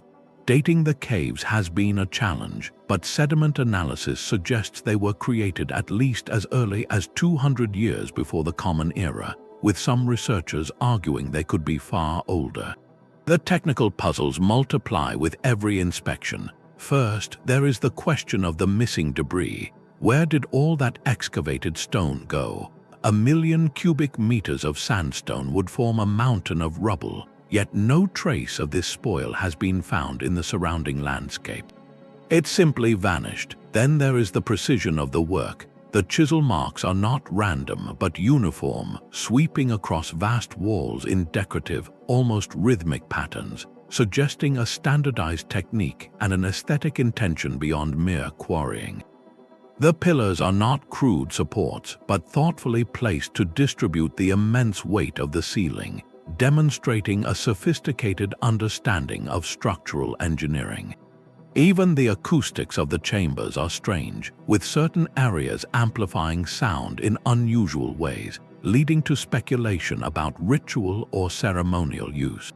How did the builders work in such profound darkness? Soot marks have been found on the ceilings, indicating the use of oil lamps, but lighting such a vast, deep space adequately would have been a monumental task in itself. Theories about their purpose range from the practical to the profound. Were they a secret imperial quarry, providing stone for a nearby city that has since been lost? Could they have been used for mining a mineral that has long since been exhausted? The most captivating ideas lean toward the ceremonial. The scale and hidden nature suggest a space meant for something deeply important, perhaps a ritual complex for a forgotten religion, a hidden refuge during times of conflict, or even a symbolic representation of an underworld. Local folklore offers a mythical explanation, whispering that the caves were carved in a single night by the order of a legendary emperor, a story that speaks to the awe they inspire. When we look at the Longyou Grottoes, we are not looking at a tomb or a temple, but at a question carved in stone. What societal vision, what unified purpose could possibly justify such an immense, hidden, and silent effort? They represent a collective act of will so complete that it erased itself from memory, leaving only these echoing halls as proof that it happened at all. This contemplation of a hidden, colossal world built by unknown hands makes the next discovery all the more startling, for it is not a vast space, but a microscopic detail on a tiny, metallic object that seems to hold a map of the stars. Sometimes the most convincing mysteries are born from a simple misunderstanding. In February 1961, 3 rockhounds searching for geodes in California's Coso Mountains cracked open what they believed was a particularly promising specimen. Inside the hardened nodule, instead of the expected crystalline cavity, they found a mechanical-looking object. It appeared to be a cylinder of ceramic and metal, with a central shaft and what looked like a rusted hex nut at one end. To their astonished eyes, it resembled nothing so much as a modern spark plug, yet it was completely entombed within a rock they assumed was a genuine, ancient geode. This was the birth of the Coso Artifact, a story that would capture the imagination of the world and become a textbook case of an out-of-place artifact. The initial reports were electrifying. Here was a device of clear 20th century design, seemingly sealed inside a mineral formation that could be hundreds of thousands of years old. X-rays taken of the object only deepened the mystery, revealing an intricate internal structure, a metal shaft surrounded by a ceramic ring and a spring-like component. The implications were staggering, pointing either to a visitor from the future, a lost advanced civilization, or a dramatic flaw in our geological timelines. For decades, it was cited as one of the most compelling pieces of evidence that our history was wrong. The truth, however, unraveled through patient, meticulous investigation. Decades after its discovery, researchers Pierre Stromberg and Paul Heinrich took a fresh look. They obtained the original X-rays and conducted a detailed comparative analysis. What they found was definitive. The internal components perfectly matched the design of a champion brand spark plug manufactured in the 1920s. The ceramic was the standard insulator, the metal shaft the central electrode, and the rusted hex nut was the corroded remains of the threaded shell that would screw into an engine block. The so-called geode was not a geode at all, but a classic example of a ferrous concretion. In the mineral-rich, wet environment of the mountains, a lost spark plug from a prospector's vehicle or mining equipment had become the nucleus for a rapid chemical process. Dissolved iron and other minerals precipitated from the groundwater, building up layer upon layer around the object, cementing gravel and clay to its surface until it formed a perfectly convincing rock-hard shell. This process, known as concretion, can occur in a matter of decades in geologically active areas, creating the illusion of immense antiquity. The Coso Artifact shares a profound kinship with the London hammer we discussed earlier. Both are genuine artifacts from a recent time, transformed by natural cementation into puzzles that appear to defy time. They are not evidence of lost worlds, but powerful demonstrations of nature's ability to mimic the work of deep time. The resolution of this mystery is not a defeat for curiosity, but a victory for the scientific process. It underscores a critical balance in the study of the past, the need for open-minded wonder paired with rigorous, evidence-based skepticism. We must be willing to ask the extraordinary questions, but equally willing to accept the ordinary answers when the evidence leads there. The Coso Artifact's true lesson is about the stories we tell ourselves. It shows how easily our desire for a more mysterious past can shape our interpretation of ambiguous objects. When we share these resolved cases, we do not diminish the wonder of archaeology, we strengthen it. We clear away the noise so we can listen more carefully to the genuine, unresolved whispers from history. This process of careful analysis, of distinguishing the miraculous coincidence from the legitimate anomaly, now guides us toward a different kind of enigma, one not of mistaken identity, but of deliberate, breathtaking artistry found in every corner of the ancient world. A single line of ink can redraw the boundaries of history. In the hushed collections of Yale University's Voynich Library rests a document that ignited one of the most ferocious authenticity debates of the 20th century, the Vinland Map. Purchased by the university in 1965 for a considerable sum, this parchment map appears to be a 15th century world chart, but it contains a stunning addition. In the distant northwest Atlantic, west of Greenland, it clearly depicts a large, irregular island labeled in Latin, Vinlanda Insula. This name, Vinland, is drawn directly from the Norse sagas that tell of Leif Eriksson's voyages around the year 1000. If genuine, the map would be the earliest known cartographic representation of any part of the Americas, created decades before Columbus's voyage and offering tangible proof that knowledge of these lands persisted in Europe. Its discovery was heralded as a monumental validation of the Viking sagas, a missing piece that connected medieval literature to a physical document. The map's visual style is convincingly medieval, drawn in a worm-like, meandering ink line typical of the period, and it is bound within a genuine medieval manuscript known as the Tartar Relation. Radiocarbon dating of the parchment itself places it firmly around 1440, a date no one disputes. The parchment is authentically old, but that is where the consensus ends. The true battle has been fought not over the skin, but over the ink that stains it. When scientists subjected the map to advanced analysis, they made a discovery that shook its foundation. Using techniques like micro-Raman spectroscopy, they identified anatase, a specific crystalline form of titanium dioxide, within the map's ink lines. Anatase is a modern synthetic pigment, not a component found in known medieval iron gall inks. Its presence strongly suggests the ink was formulated in the 20th century, pointing to an elaborate and skillful forgery created to deceive historians and collectors. Proponents of the forgery theory paint a compelling picture of a mid-century hoax, perhaps crafted to capitalize on the growing public fascination with Viking explorers and the value such a document would command, estimated to be in the tens of millions of dollars if accepted as genuine. Yet, like all great mysteries, the evidence is not entirely one-sided. A minority of researchers and cartographic historians have pushed back, arguing that the anatase could be a rare but natural contaminant. They point to studies showing that certain medieval iron ores used in ink production could contain trace titanium minerals, and that the analytical process itself might have concentrated these particles, creating a misleading signal.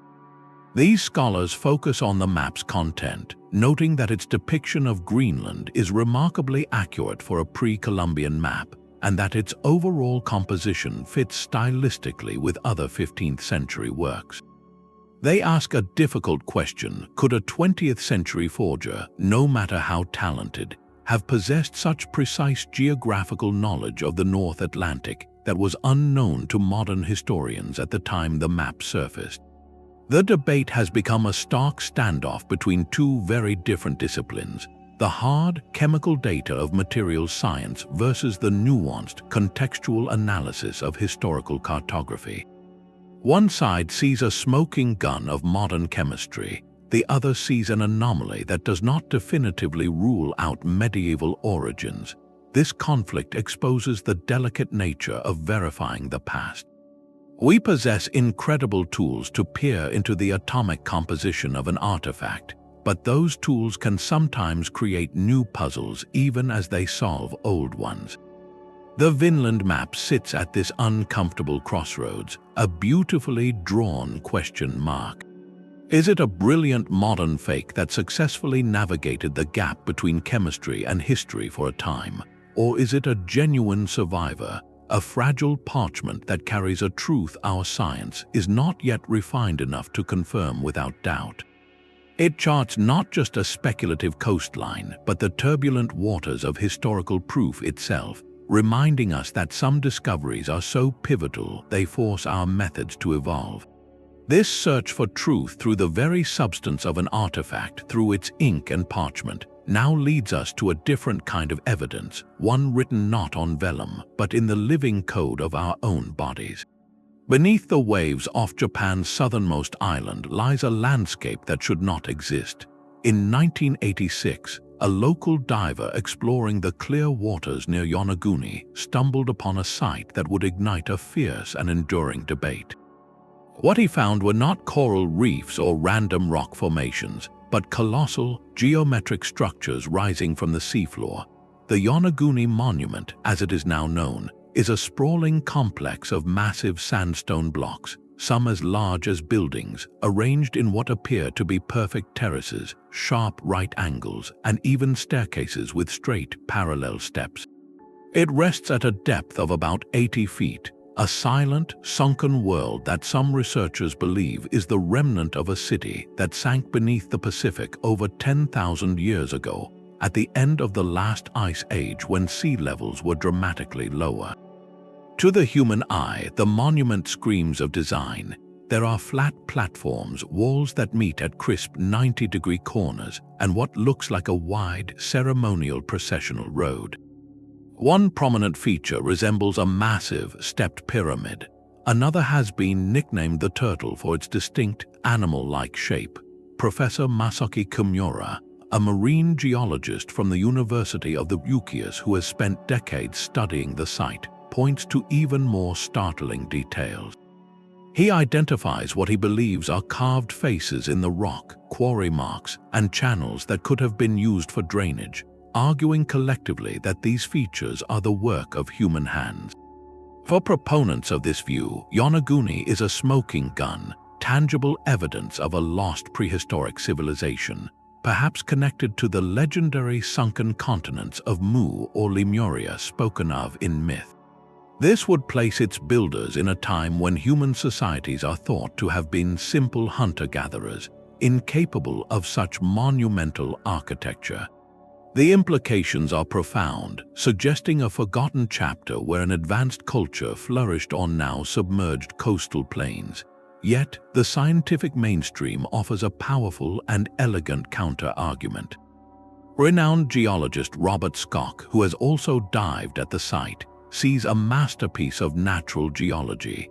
He explains that the sandstone in this region is naturally bedded in horizontal layers and is crisscrossed by vertical joints or fractures. Over millennia, powerful tidal currents have relentlessly eroded along these lines of weakness, preferentially scouring out the softer rock. This process, known as differential erosion, can produce astonishingly regular blocks, flat surfaces, and sharp angles entirely without human intervention. The stair-step terraces could simply be the result of harder layers of rock eroding more slowly than the softer ones between them. The apparent faces and animal shapes, Schoch suggests, are classic examples of pareidolia, the human tendency to see familiar patterns in random formations, much like seeing a face in the clouds. The debate hinges on evidence that is frustratingly ambiguous.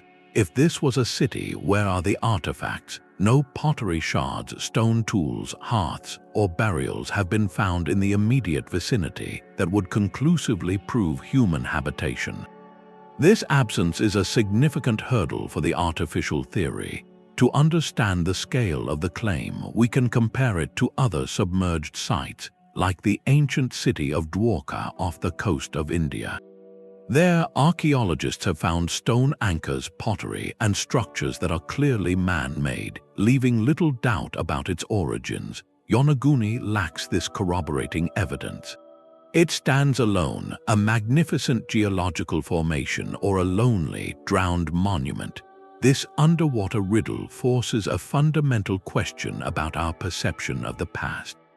When we see straight lines and right angles, our minds immediately leap to human agency, for we are the builders of such geometry.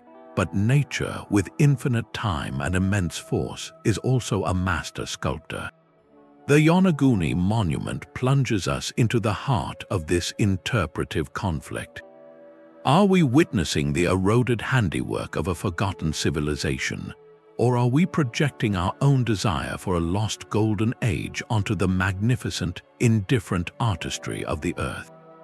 This search for meaning in stone, whether above or below the water, now surfaces toward a discovery of a different nature, where the mystery is not in the structure of a monument, but in the preserved form of an individual, offering a whisper from an unimaginably distant past. Her face is a vision of calm from a world we can scarcely remember. The Lady of Elche is a limestone bust of breathtaking artistry, discovered by pure chance in 1897 near the Spanish town of Elche. A young farm worker clearing land for planting struck stone and uncovered this serene visage gazing back from the earth. Carved in the 4th century before the Common Era, she represents the pinnacle of Iberian civilization, a culture that flourished in Spain before Roman conquest. Her features are stylized yet profoundly human, with large, almond-shaped eyes that seem to look inward, a faint, enigmatic smile, and an expression of timeless serenity. But it is her headdress that immediately captivates and confounds. 2 enormous, wheel-like spools frame her face, intricately carved with coils and beads, possibly representing an elaborate ceremonial garment or an ornate hairstyle held in place by delicate nets. Art historians have long debated its meaning. Some see it as a symbol of solar worship, the wheels representing the sun's eternal cycle. Others interpret it as a marker of immense social status, the headdress of a high priestess or a ruling noblewoman. A more intimate clue lies in the bust's hollow back, a cavity that suggests this was not merely a portrait, but a functional object, likely a funerary urn designed to hold the remains of the individual it honored. Traces of polychrome, faint hints of red, blue, and gold pigment, remind us that she was once vividly colored, a radiant figure meant to be seen. Her discovery ignited a complex journey through modern history. Shortly after being unearthed, the bust was sold to the Louvre Museum in Paris, where it was displayed as a treasure of ancient art. It would not return to Spain until 1941, part of a cultural exchange during a tumultuous period.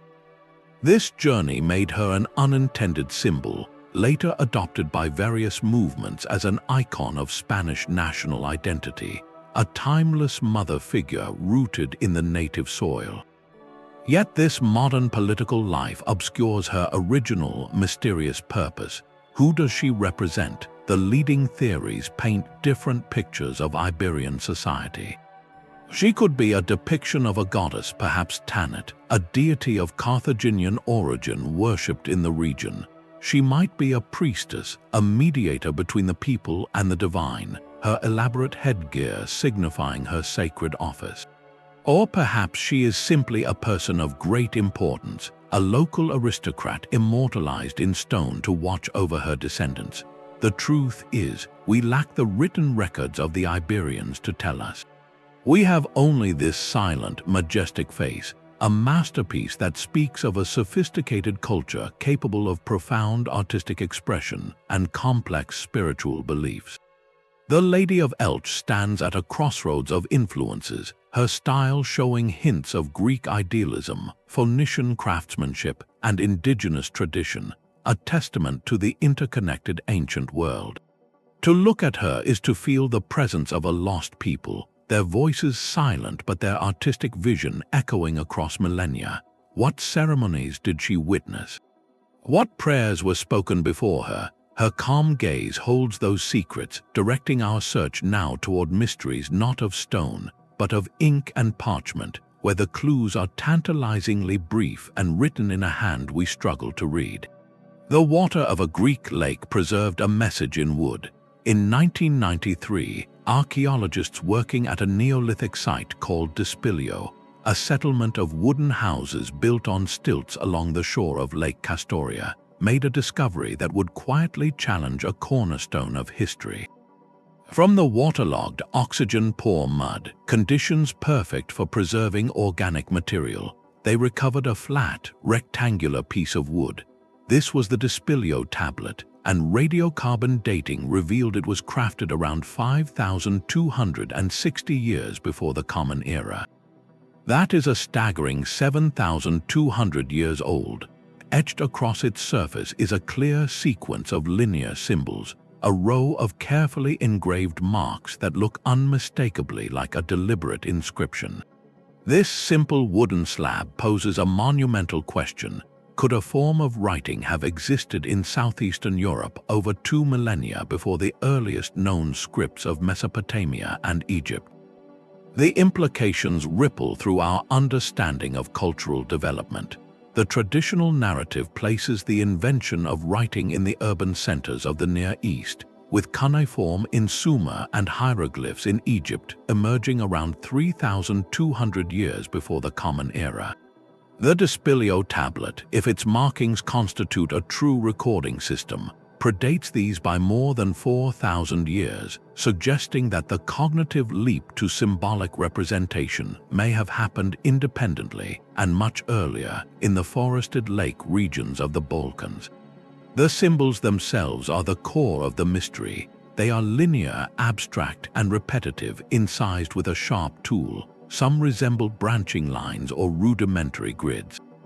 They do not look like pictures of objects, but like a set of conventional signs, the kind of marks that could denote numbers, ownership, or concepts within a specific community.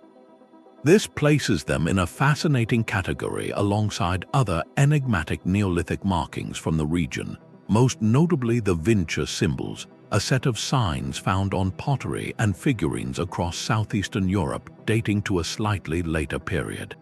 The Dispilio markings could be a very early precursor to this broader symbolic tradition. The lead archaeologist on the project, George Armuziades, urged cautious interpretation.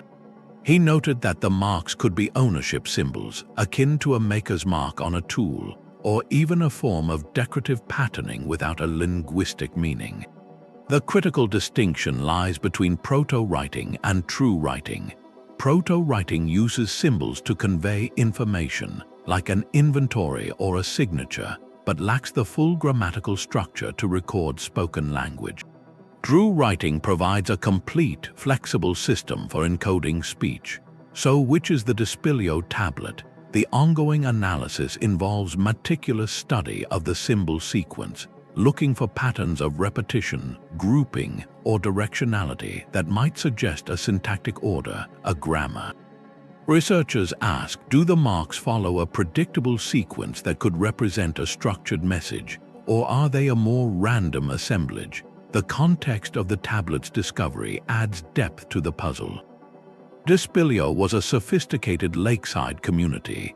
The stilt houses, the remnants of tools, and evidence of agriculture and animal husbandry paint a picture of a stable, organized society. Such a community would have had practical needs for record-keeping, tracking harvests, marking property, or noting ceremonial cycles. A wooden tablet, reusable and portable, would be a practical medium for such notations. Its survival is a gift of the anoxic lake mud, a reminder that the vast majority of prehistoric writing, if it existed on perishable wood, bark, or leather, would have vanished without a trace. This single, preserved fragment forces us to widen our gaze. How many times in human prehistory did groups of people in different corners of the world invent their own systems of symbolic notation, only for that knowledge to disappear when the community dispersed or its traditions changed? Writing may not be a one-time invention that spread outward, but a cognitive potential that has flickered into existence many times, often extinguished before it could catch flame and transform a civilization. The Dispilio Tablet is one such faint, enduring spark. It represents not a confirmed rewriting of history, but a profound possibility, a whisper from a lakeshore that our journey toward literacy was longer, more winding, and full of more forgotten experiments than our history books can currently account for. This contemplation of lost beginnings, of scripts that never flourished, turns our attention finally to a mystery that is not a single artifact, but a pattern woven across the entire planet, a collective enigma that asks what or who we have been searching for all along.